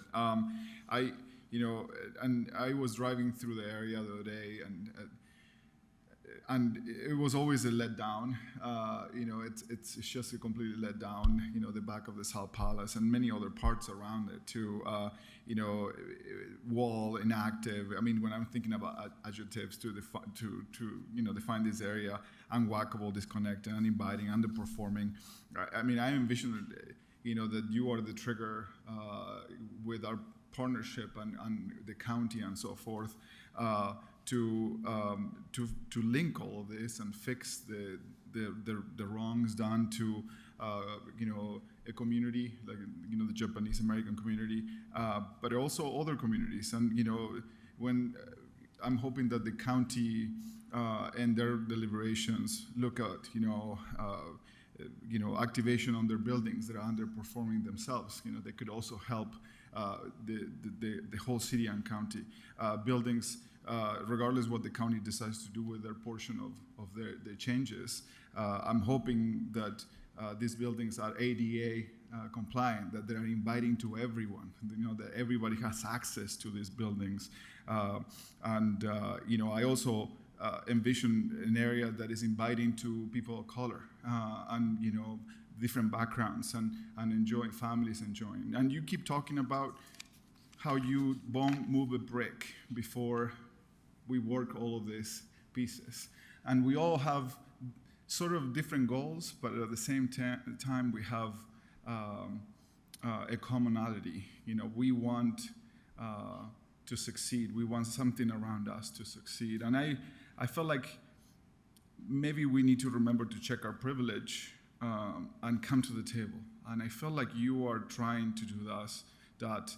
And I commend you to that. I still will wait until the last possible minute to see what is worked out. But I really think that we have something magical happening here for everybody, for all the pieces to this. The cultural, the convention, and the sports and whatnot. So I'm thankful for your time and for showing us a path of something that we all dream to change. So we might be able to fix it. Thank you. I get last word because I'm chair, and that's one of the benefits. So, Natalie, I might be asking something that you're completely unprepared to respond to, and if so, tell me. Mm-hmm. So Mike and Mike have heard me say this ad nauseum. I represent the side of town that 0.5% means a lot. Mm-hmm. And I love investment mindsets. Mm-hmm. But I'm raising 3 young kids here as a single mom, and even with 2 master's degrees, mm-hmm. the only time I'm really sure I'm Latina is when someone tries to pay me, because that pay gap is real. Mm-hmm. So I'm representing people. I'm part of the struggle. So as we look at an investment mindset, for me, this has been catalytic in terms of the brick and mortar for an area, the walkability for an area. But in terms of what we're doing for the whole city, this is one of several baskets where our eggs as a city go. I sit on the Inland Port Board, which should, if it ever does what it should do, attract jobs that promote economic mobility, not just for C-suites and senior management, mm-hmm. but for people who want to be in things like advanced manufacturing and go to the workforce directly from high school. We have Tech Lake City, which should especially if we have friends who are from the tech industry leading out, attract skilled jobs that will be resilient into the next century. We have BioHive, which provides not just access to amazing economically mobile jobs, but also recession-proof jobs that will stay in demand. As you look at what other cities have done who have avoided the donut, I'm assuming putting our eggs in a sports basket is not a strategy. Putting our eggs in an entertainment basket is not a strategy. I come from music and know what my paychecks look like, so I know putting it in the culture basket is not the only strategy. It is an important part of a strategy. And I'm sure a convention basket is not a strategy. Can you speak to, are you prepared to, or is this something I need to come visit you in your office to find out? What other city leaders have done in conjunction with this sort of development? What is our onus? Assuming that we say, they've done what they do, and I'm pushing on them. I want minimum wage guarantees for everyone who goes to work at that arena.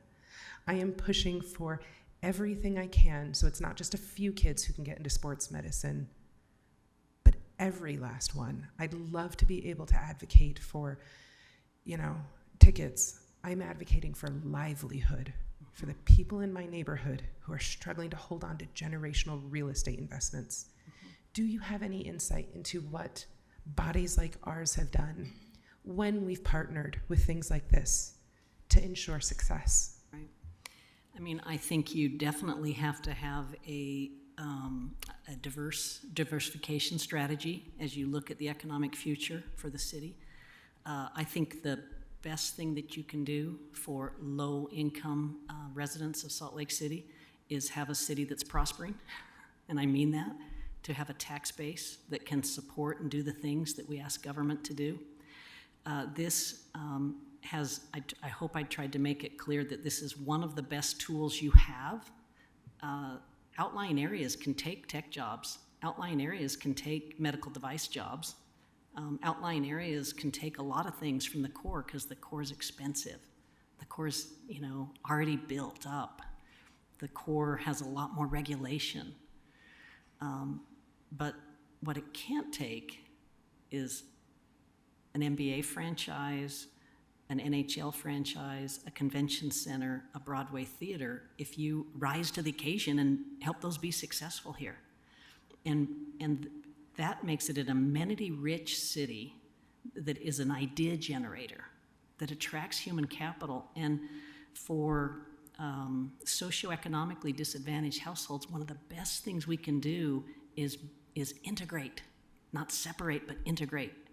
And you integrate by bringing more money into these neighborhoods and into the core, and it helps with upward mobility, it helps with education, it helps with public safety. So I love the way you started the question by saying I'm pro-investment, and I think investment is the, if it's not investment, it's productivity that leads economic growth, and this brings a lot of investment to our capital city over time.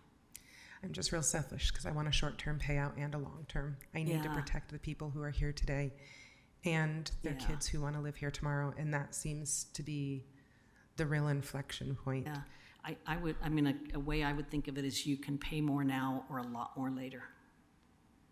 You have to invest now, and one of the principles of a public-private partnership is, those that benefit the most have to have skin in the game. And I think there's all sorts of ways to structure this so that it's not a hardship, but I'm very mindful of how when you invest in the core, it benefits the regional economy. And then I think I've told both of you, I really want to see deep workforce investments, not just in workforce preparation, but if people coming from my neighborhood choose to work somewhere over at the Delta Center, I want you guys to subsidize free transit, work something out with UTA, something like that. This doesn't work unless Salt Lakers are able to enjoy the city that they've built, that you and I now get to enjoy.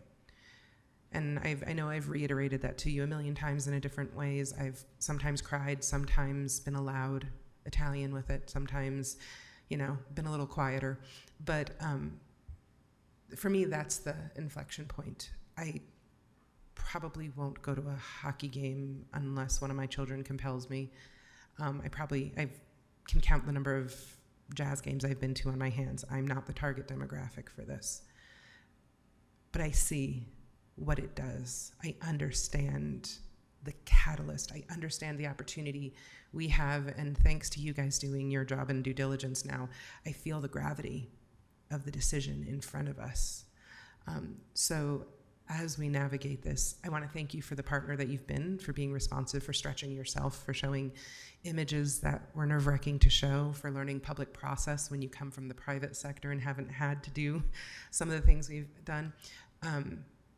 But for me, it's about Salt Lakers, and then by extension about Utahns. If what we do here doesn't make their world better, doesn't make their future more possible, then I don't care about a Stanley Cup or a title. And I'm pretty sure you all are in the same boat with me based on our conversations. So that's where I'm going to place my faith and continue my efforts up until we vote on this. So, Council, anything else? Okay, that wasn't too hard. So. Always a pleasure. All right. Council, we have very efficiently reached the end of our agenda. Please note that you have a written briefing in your email regarding the Public Utilities Revenue Bond Series 2024A. Please review that at your convenience. After that, report of the chair and vice chair. Vice chair, anything to report? No, nothing. Thank you. Neither have I. Reports and announcements from the executive director? I don't have any announcements, Madam Chair. All right, then with that, I would entertain a motion to move into closed session to discuss collective bargaining and attorney-client matters. Madam Chair, I move that we go into closed session for the purpose of discussing attorney-client matters and receiving advice of counsel and discussing collective bargaining. Second. I have a motion from Councilmember Wharton, a second from Councilmember Pui. Any discussion? All roll call. Dugan? Yes. Lopez Chavez? Aye. Wharton? Yes. Mono? Aye. Pui? Aye. Young? Aye. And I'm a yes. That's 7 affirmative. We are now in closed session. When we return, we will be adjourned from work session.